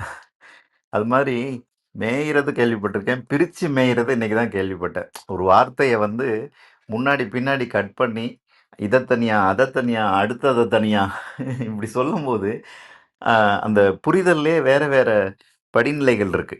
அதை அழகா ஐயா சொன்னார். இது சின்ன குழந்தைங்களுக்கு ஸ்டூடெண்ட்ஸ்ல சொல்ற மாதிரி அதை சொல்லும்போது என்னன்னா, இன்னொன்னும் சொன்னார். தெளிந்த நல்லறிவு வேண்டும் அப்படி இப்படின்னு அந்த எப்படி படிப்போமோ அதே மாதிரி சொல்லி காமிச்சாரு. அப்படிதானே பண்ணிக்கிட்டு இருக்கிறோம் அப்படின்னு தோணுச்சு. ஐயா எப்போதுமே அவரோட பேச்சில் இன்னொரு சுவாரஸ்யமான விஷயம் என்னன்னா, நிகழ்காலத்தில் பேசி அந்த அடுக்கு தொடராக அவர் பேசுவார். அது அது ரொம்ப இன்ட்ரெஸ்டாக இருக்கும். ஓ, இந்த வேர்டு சொல்கிறாரு, இதுக்கு ஆப்போசிட்டாக இன்னொரு வேர்டு சொல்ல போகிறாரு அப்படின்னு. அது அவரை பற்றின ஒரு ஒரு பிம்பமாக கிரியேட் ஆகிட்டே இருக்குது. அதனால் அடுத்தடுத்து அவர் பேசும்போது புது புது விஷயங்கள் வர்றதுக்கு நம்மளுடைய எதிர்பார்ப்பு அதிகமாகிட்டே இருக்கும், ஆர்வம் அதிகமாகும். அவர் சொல்கிறது முழுசாக உள்வாங்கிறதுக்கு காரணமாக இருக்கும். இன்னைக்கு அவர் எப்படி படிக்கணுங்கிறத 2-3 தடவை சொல்லி சொல்லி அதை சொல்லும்போதே, அப்போ தான் 3ஆவது தடவை சொல்லும்போது தான் மூளைக்கே ஏறுது. அந்த மாதிரி இருந்துச்சு அவரோட உரை இன்னைக்கு. ரொம்ப நல்லா இருந்தது. ஐயா எப்போதுமே எங்களுக்கு ஒரு பெரிய ஆசான் தான். நான் ஒவ்வொரு நாளும் ஒவ்வொரு வரியிலையும் அவருடைய ஆசிரியர் பணி இருந்துகிட்டே இருக்கும். நன்றி ஐயா, வாய்ப்புக்கு நன்றி. உங்கள் அன்பான வாழ்த்துக்களுக்கும் கருத்துக்களுக்கும் மிக்க நன்றி. நித்யாதேவி இருக்கீங்களா? வணக்கம் அருள் சேவியர் சார், நீங்க பேசலாம். வணக்கம். அனைவருக்கும் இனிய காலை வணக்கம். ஐயா, உண்மையிலே ஐயா ஆரம்பிக்கும் போதே ஒரு நூலை இப்படி ஒப்பிட்டாரு. அப்பா நெசவு தொழில அவரு நூலை பயன்படுத்தினாரு. நான் கல்லூரி பேராசிரியர், நான் நூலை அப்பாவும் நானும் ஒரே நூலை பயன்படுத்தோம் அப்படின்னு சொல்லி ஆரம்பிச்சிட்டாரு. நல்ல அற்புதமான உரை, நல்ல விளக்கங்கள். ஐயா அந்த படிநிலையை சொன்னார். கேட்டல் ஹியர். கண்ணா அவரு சொன்னார், அவருடைய பேச்சே ஒரு இது ஒரு வித்தியாசமா இருக்கும் அப்படின்ட்டு. ஹியர் அது நியர், ஹியர் நியர் அப்படிங்கிறது. ஹியர் அதுக்கு அடுத்தபடிய நிலை லிசன், அதுக்கப்புறம் தான் அப்சர்வேஷனுக்கு அப்புறம் டீப் அப்சர்வேஷனுக்கு அப்புறம் தான் நம்ம சிந்திக்கிறது. அந்த படிநிலையை வந்து அழகா கொண்டு வந்தாரு. ஸோ எல்லாம் கடைசியா வந்ததுக்கு அப்புறம் அறிவு, பேக்கேஜ் ஆஃப் இன்ஃபர்மேஷன். ஸோ அந்த நாலேஜ், அந்த ஞானம், அந்த ஆத்ம ஞானம், ஸோ எல்லாம் எதுல இருந்து வருது? எல்லாம் அந்த நூல்களை, பல புத்தகங்களை வாசித்து அதன் மூலமா கிடைக்கிற அந்த நாலேஜ், அதுதான் வந்து அறிவு சொன்னாரு. ஸோ வந்து அதனால வாசிப்பின் முக்கியத்துவத்தை இவ்வளவு அழகா ஒரு ஒரு படிநிலையா வந்து அழகா வந்து எவ்வளவு அழகா சொல்லி தருகிறது பார்க்க முடியும். ஐயா எப்போதுமே அவருடைய உயர்ந்த குணம் என்ன அப்படின்னா ரியலா இருப்பார். அதுதான் ரியல். ரெண்டாவது இயல்பா, உண்மையா இருப்பாரு, இயல்பா இருப்பாரு. எதை வச்சு உண்மையா இருப்பாரு அப்படின்னா, ஒரு விஷயத்த வந்து அவர் சொல்றாரு அப்படின்னா அதனுடைய ஆழம், ஆணி வேறு முதற்கொண்டு அது எப்படி என்ன ஏதுன்னு அதுக்கப்புறம் அதுல சந்தேகமே வராத அளவுக்கு கேட்பவர்களுக்கு அந்த அளவுக்கு ஒரு ஆழமான ஒரு பதிவு தான் கொடுப்பாரு.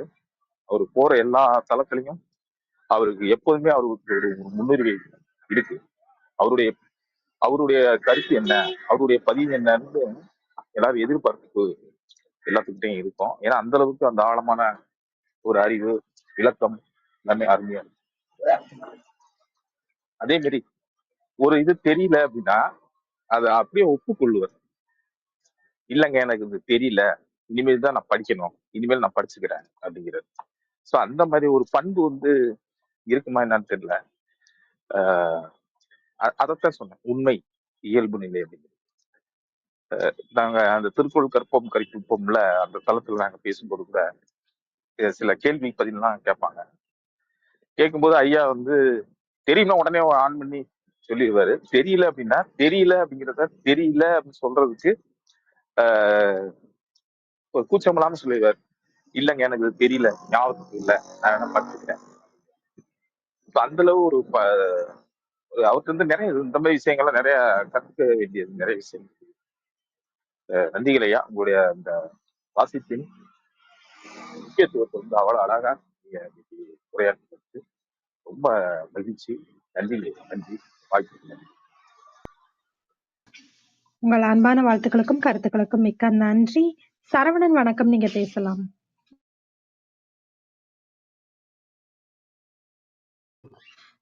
சரவணன் வணக்கம், நீங்க பேசலாம். அனைவருக்கும் இனி காலை வாசிப்பு அப்படின்ற தலைப்புல வந்து நிறைய விஷயங்கள் சொன்னாங்க. திருக்குறள் எல்லாத்த பத்தியும் நிறைய சொன்னாங்க. தாமதமாக தான் ஜாயின் பண்ணேன், ரீப்ளேல கேட்குறேன். நான் ரொம்ப அருமையா இருந்தது ஐயா. வாழ்த்துக்கள், நன்றிகள்.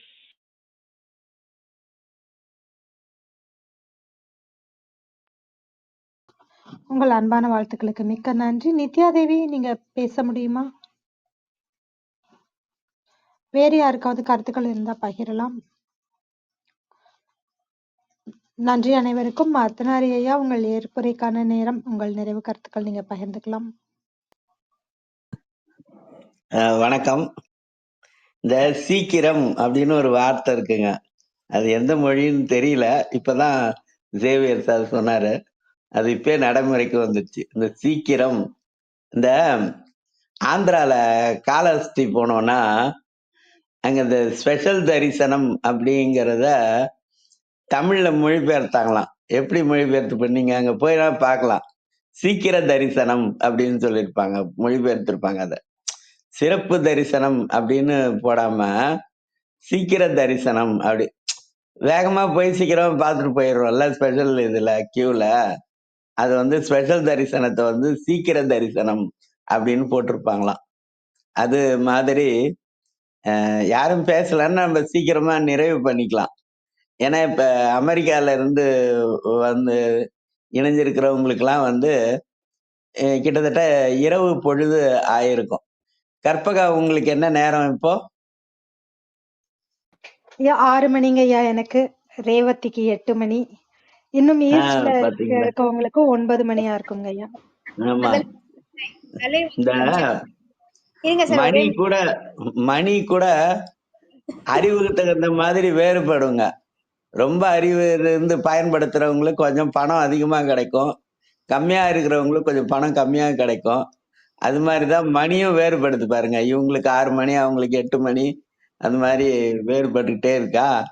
அதனால சீக்கிரமா முடிக்கிறது அப்படிங்கிறது வெளிநாட்டுல இருந்து வந்திருக்கிறவங்களுக்கு உணவுக்கும் உறக்கத்துக்கும் போறதுக்கு ஈஸியா இருக்கும். இந்தியால இருந்து இணைஞ்சிருக்கிறவங்களுக்கு உணவுக்கும் உழைக்கிறதுக்கும் போறதுக்கு ஈஸியா இருக்கும். அது மாதிரி இருக்கிறதால ஒண்ணுமே இல்ல. என்னன்னா, வாசிப்பது அப்படிங்கிறது நினைவில் நின்றால் அது அறிவு, நினைவில் நின்றது செயல்பாட்டுக்கு வந்தால் அது தெளிவு அப்படிங்கிறது தான். அதனால அந்த செயல்பாட்டுக்கு வரும்போது அது பயனை தருமானால் அதுதான் விளைவு அப்படிங்கிறது. படிச்சு படிச்சு என்ன பிரயோஜனம் அப்படின்னு கேக்குறாங்கல்ல. அதனால எப்போதுமே மகிழ்ச்சியா இருந்தோம்னா அதுதான் பயன். அதனால வாசிப்போம், நேசிப்போம். இன்னொன்னு ஆட் பண்ணிக்கலாமா இதுல? கலைமகள் இப்ப டைம் வந்து 7:36. கிளப் ஹவுஸ் எனக்கு இருங்க நான் ஐயா சொல்லிடுறேன். பேசி முடிக்கட்டும், அப்புறம் நீங்க பேசலாம். நன்றி. கலை 1 மினிட் கலை, 1 நிமிஷம் இருங்க, நானு முடிச்சிடுறேன், நீங்க பண்ணுங்க கலை, கண்டிப்பா. சரி. அதனால வாசிப்பை நேசிப்பது, நேசிப்பதை யோசிப்பது, இந்த 3ஐயும் தயவு செய்து நீங்க இந்த இடத்துல ஒரு சி மட்டும் வச்சுக்கோங்க. சி அப்படின்னா கண்டினியூஸ். இந்த 3ஐயும் தொடர்ந்து செய்யுங்கள், நீங்கள் அறியப்படுவீர்கள். உங்களுக்கென்று ஒரு அடையாளம் உருவாகும். அந்த அடையாளத்தின் மூலமாக நீங்கள் அறியப்படுவீர்கள். அறியப்படுவதற்கு அறிவு இன்றியமையாதது அப்படிங்கிறது தான். அதனால நன்றி, வணக்கம். அந்த கலை மகள் அவங்களுக்கு கொஞ்சம் பேசுறதுக்கான வாய்ப்பு கொடுங்க கற்பகா. நன்றி. அவங்க நான் பேசுற எல்லா தளத்துக்கும் வருவாங்க. நன்றி, வணக்கம். வாங்க கலை, பேச அனுமதிச்சாங்கன்னா பேசுங்க. நன்றி. கண்டிப்பா கண்டிப்பா. Very short, very short. July 12th I entered, சரிங்களா? 4 months or July 12th till August 12 வேற இடத்துல இருந்தேன் நான். பேசுறதுக்கு எனக்கு பிடிக்கும். நிறைய அவர் சொன்ன படிச்சது போதுமா, அப்படிதான் ஒரு ரூமா ஏறி ஏறி ஏறி ஏறி ஏறி ஒரு ஐடியா எனக்கு தெரியும், அவ்வளவுதான். இப்ப ஷார்ட்டா நான் சொல்றேன். பை மணி என்ன சொல்ற, நேரம் எப்போ வரும்? நேரம் டிஃபைன்ஸ் நேரம். அதான் நல்ல நேரம் வந்துச்சுன்னா ஆடி போனா ஆவணி, அவ்வளவுதான். டாப் டக்கர் சொல்லுவாங்களா, அதுதான். எஸ், பால் டேவிட்சன் யார்? Club house founder. இன்னைக்கு என்னோட பெஸ்டியா இருக்காரு. நான் என்ன கேட்டாலும் ரெடி. என்னது கிளப் ஹவுஸ்ல எனக்கு இதெல்லாம் வேணும், இதெல்லாம் வேணும், ரெடி ரெடி ரெடி அப்படின்னு சொல்றாரு. என்னோட life was past. It is a past. Past is a waste, ஓகேங்களா? And present it determines. என்ன சொல்றாங்க, they pass judgements and there are people who are not judgmental, okay? And உங்க பேனல்ல இருக்கவங்க Mahendran sir எல்லாம் எனக்கு நல்லாவே தெரியும், இவங்கள தெரியும். சில பேர் எனக்கு மேபி தெரியாது. இசை கிரிக்கலாம் கூட நான் நிறைய பேர் பார்த்திருக்கேன். நான் கலை மகள் இந்த வாய்ஸ் கேட்டிருக்கலாம் நீங்க, பட் என் போட்டோ கூட நான் வச்சிருக்கேன். நான் இப்ப எது சொன்னாலும் ரெடி. அப்போ நம்மளுக்கு என்ன தேவை? பணம் வேணுங்க. பணம் இல்லைன்னா பணம் கூட நகராது. ஜாதி மதம் எல்லாம் அப்பாற்பட்டதுதான், ஓகே? அண்ட் எஸ், ஃப்ரெண்ட்ஷிப், நல்ல ஒரு ஃப்ரெண்ட்ஷிப் இருந்தா பியூட்டிஃபுல் லைஃப். இப்ப நான் கல்யாணம் பண்ண போறது கூட எங்கன்னா லண்டன். இதெல்லாம் எண்ணம் போல் வாழ்க்கை. எஸ், எனக்கு லைக் லண்டனுக்கும் இதுக்கெல்லாம் எங்கேயுமே தெரியாதுங்க எனக்கு, சீரியஸ்லி. எஸ், வெல் செட்டில்ட், எல்லாமே இருக்கு. பட் ஆனா எனக்கு எதுவுமே வேண்டாம், என்னை விட்டுடுங்க. நான் சின்னதுல இருந்து ரொம்ப அழுதுட்டேன். அண்ட் நிறைய விஷயங்கள் மக்களுக்காக நான் பண்ணியிருக்கேன், ஓகே? யாழைக்கு மக்களுக்காக யார் வரீங்களோ அவங்களுக்காக நான் என் உடல் உயிர் ஆவி எல்லாமே மக்களுக்காகவே தான். அப்படின்னு நான் செத்தா கூட கிளப் ஹவுஸ்ல தான் நான் சாகுவேன். என்னோட ப்ரெசன்ஸ் வெளியில தெரியுமான்றது தெரியல. Yes, for the people, by the people. இது யாரா இருந்தாலும் சரி. It can be Modi, it can be Trump, it can be anybody for that matter. என் ஃப்ரெண்ட்ஸ் யாரை தப்பு பேசினாலுமே அவங்க காலி, ஓகே? நிறைய பேர் என்ன காசு வாங்கி ஏமாத்திருக்காங்க. And I give them. பணம் இட் இஸ் அன் இன்ஸ்ட்ருமெண்ட்டுங்க, அவ்வளவுதான். பணம் எல்லாத்தையும் வாங்க முடியுமா? என்ன ஒரு டிபேட்ல கூட வெல்ல யாருமே கிடையாது. It can be in politics, it can be in அரசு, எது வேணா. ஓகே, என்ன லாங்குவேஜ் தெரியும்? இங்கிலீஷ், தமிழ், அவ்வளவுதான். அண்ட் சில டைம் எமோஜில கூட வின் ஆக முடியாது. எஸ், இப்போ மணி என்ன டைம்? 7:39. இதுல ஷார்ட்டா முடிச்சிடுறேன். வேர்ட்ஸ், தாட்ஸ், செயல், ஆக்ஷன். இதுல கூட யாருக்காவது நீங்க கெட்டது நினைச்சீங்கன்னா கர்மா இஸ் அ பூமராங். மணி டைம் நேரத்துல கரெக்டா வச்சு செய்யும். It is an example for Jayalalithaa, Senthil Balaji, யாரு வேணா எடுத்துக்கோங்களேன். கலைஞர் எடுத்துக்கோங்க, ஸ்டாலின் எடுத்துக்கோங்க, யார் வேணா. கலை, நீங்க யாருடைய பேரையும் மென்ஷன் பண்ணாம இன்சிடென்ட்டை மட்டும் மென்ஷன் பண்ணுங்க.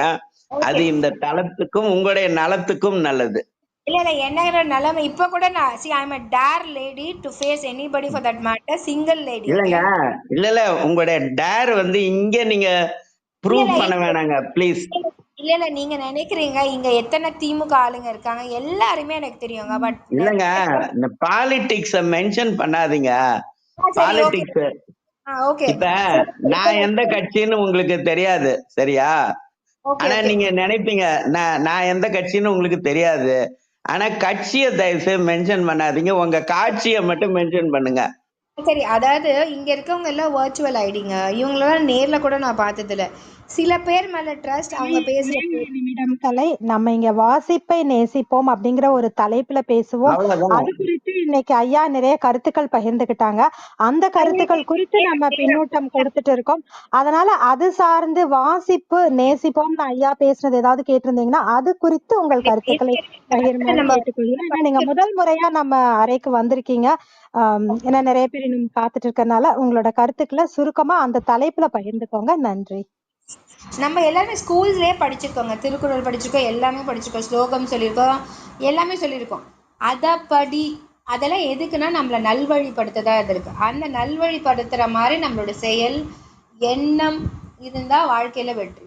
எஸ், இது மாதிரி சொல்லிட்டா ஓகே. எஸ், இன்னைக்கு எல்லாமே கிடைச்சிச்சு. எண்ணம் போல வாழ்க்கை, அவ்வளவுதான் என்னோட லைஃப். தேர் எண்ட்ஸ். மேபி நான் தப்பா பேசியிருந்தா சாரிங்க. தேங்க்யூ. நன்றிங்க கலை. நீங்க முதல் முறையாக வந்திருக்கனால நம்ம அறையை பத்தி தெரியாதனால உங்களோட கருத்துக்கள் பகிர்ந்துக்கிட்டீங்க. மிக்க மகிழ்ச்சி. நீங்க நிகழ்ச்சியில கலந்துகிட்டு அதுக்கப்புறமாக நிச்சயமா வருங்காலங்கள்ல உங்களோட பின்னூட்டங்களை கொடுக்கணும். மிக்க நன்றி. நித்யா தேவி இருக்கீங்களா? அனைவருக்கும் உற்சாகமான காலை வணக்கம். நல்ல தகவல்கள் சொன்னாங்க ஐயா. கேட்கணும், அதுவும் உள்வாங்கணும், நல்ல உற்று நோக்கல் பண்ணணும். அப்பதான் நமக்கு அறிவு கிடைக்கும். திருக்குறள்ல நிறைய சொல்லியிருக்காங்க. வாழ்க்கை அப்படின்ற வார்த்தையில 2 வார்டை எடுத்து பார்த்தோம்னா, வாகை, அந்த வாகையை நம்ம வெற்றி வாகை சூடணும் அப்படின்ற மாதிரி விஷயம். வாழ்க்கையில ஒரு பயணம் பண்ணிட்டு இருக்கோம் அப்படின்னா எதுக்காகன்னா அந்த யாவை விட்டுட்டா பணம். இந்த பணத்திற்காக நம்ம ஓடி திரியிறோம். நிறைய விஷயங்கள் சொன்னீங்க. நானுமே நிறைய பார்த்திருக்கேன். இப்ப ஒரு வடிவத்தை வந்து எப்ப பார்த்தாலும் ஒரு வடிவமா உட்காந்து நிரப்பிட்டே இருப்போம். ஃபைல் வந்து லைஃப் அப்படின்ற வேர்டு கலந்தே இருக்கும். அது மட்டும் இல்ல, நம்ம வந்து சவால் நிறைய வாழ்க்கையில நிறைய சவாலை நம்ம எதிர்கொள்றோம். ஏன்? வெற்றி வாசலுக்கு போறதுக்காக. அங்கேயும் நம்ம மாத்தி மாத்தி அந்த வேர்டை திருப்பி போட்டா வரும். இப்படி ஒவ்வொரு விஷயங்களையும் படிப்பது வந்து எவ்வளவு முக்கியம். அது எப்படி படிக்கணும் அப்படிங்கும்போது சோர்ந்து படிக்கணும். சோர்ந்து போகும்போது கூட சேர்ந்து படிக்கணும் அப்படின்னு விஜயாம்மா சொல்றப்ப நீங்க சொன்ன அந்த வரிகள் பெரும்பாலும் நீங்க நிறைய தகவல்களை அழகா சொல்லுவீங்க. நிஜமா இங்க வந்து ரொம்ப சிறப்பான நம்ம வந்து பொதுவான தகவல்கள் தான் பகிரணும் அப்படின்னு சொன்ன விஷயமும். ஏன்னா நம்ம ஒரு தளத்துல இருக்கோம். இந்த தளத்துல பொதுவா அவங்களுக்கும் பங்கு வரக்கூடாது, நம்மளுக்கும் பங்கு வரக்கூடாது. நிஜமா அதை பத்தி நம்ம காட்சிமைப்படுத்தணும் அப்படின்றத சொன்னீங்க அழகா. நம்ம சிறப்பா அந்த படிப்பது அப்படின்றது இதய துடிப்பா இருக்கணும். அங்க அறிவு எப்படி நமக்கு வெளிப்படும், நம்ம எப்படி அதை உட்காந்து பார்க்கணும். ஔவையார் சொன்ன வரிகளாகட்டும், திருக்குறள்ல திருவள்ளுவர் சொல்ல வரிகளாகட்டும், பாரதியார் சொன்னதை ரொம்ப அழகா இன்சிஸ்ட் பண்ணி சொன்னீங்க. தெளிந்த நல்லறிவு வேண்டும். இதெல்லாம் கிடைச்சிருச்சுன்னா வேற ஞானம் எதுக்கு நமக்கு வேணும், வேற என்ன வேணும் அப்படின்னு சொல்லும் பொழுது அந்த வார்த்தைகள் எல்லாம் பிரிச்சு பிரிச்சு பார்க்க வேண்டும் அப்படின்னு நீங்க சொன்ன விஷயம். நானுமே அப்படிதான் ஒன்னொன்னா பிரிச்சு பிரிச்சு பார்ப்பேன். இப்ப வந்து ஆங்கிலத்தை படிக்கணும் அப்படின்னு சொன்னா பின்னாடி இருந்து போய் அர்த்தத்தை பிடிக்க சொல்லுவாங்க.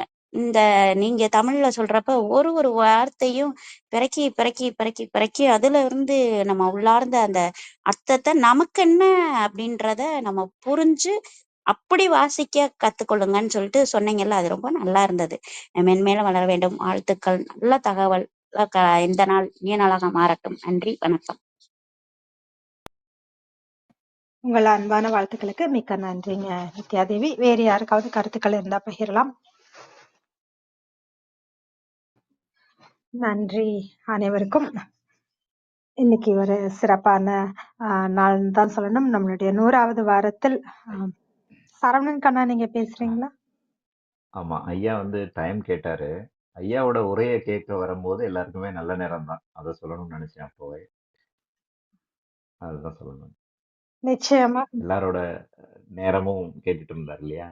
எல்லா நேரத்துலயும் இவர் உரைய கேட்க வரும்போது அந்த நேரம் நல்ல நேரமா கன்வெர்ட் ஆகுது. நன்றி. நிச்சயமா நல்ல விஷயங்கள், நல்லோருடன் பயணிக்கும் அனைத்து நேரமும் நல்ல நேரமே. ரொம்ப நன்றிங்க சரவணன் கண்ணா. இன்னைக்கு ஐயா வாசிப்பை நேசிப்போம்ங்கிறதுல வாசிப்பு அதன் மூலமாக நம்ம ஞானம் கிடைக்கணும் அப்படிங்கறதும் எல்லாரோடையும் பகிர்ந்துக்கணும், தெளிந்த நல் அறிவு, இப்படி நிறைய விஷயங்கள். அது ஐயா வந்துட்டு ஒரு 4 வரியில சொல்லிடலாம். ஐயாவே சுருக்கமா சொன்னாங்க ஏற்புரையில.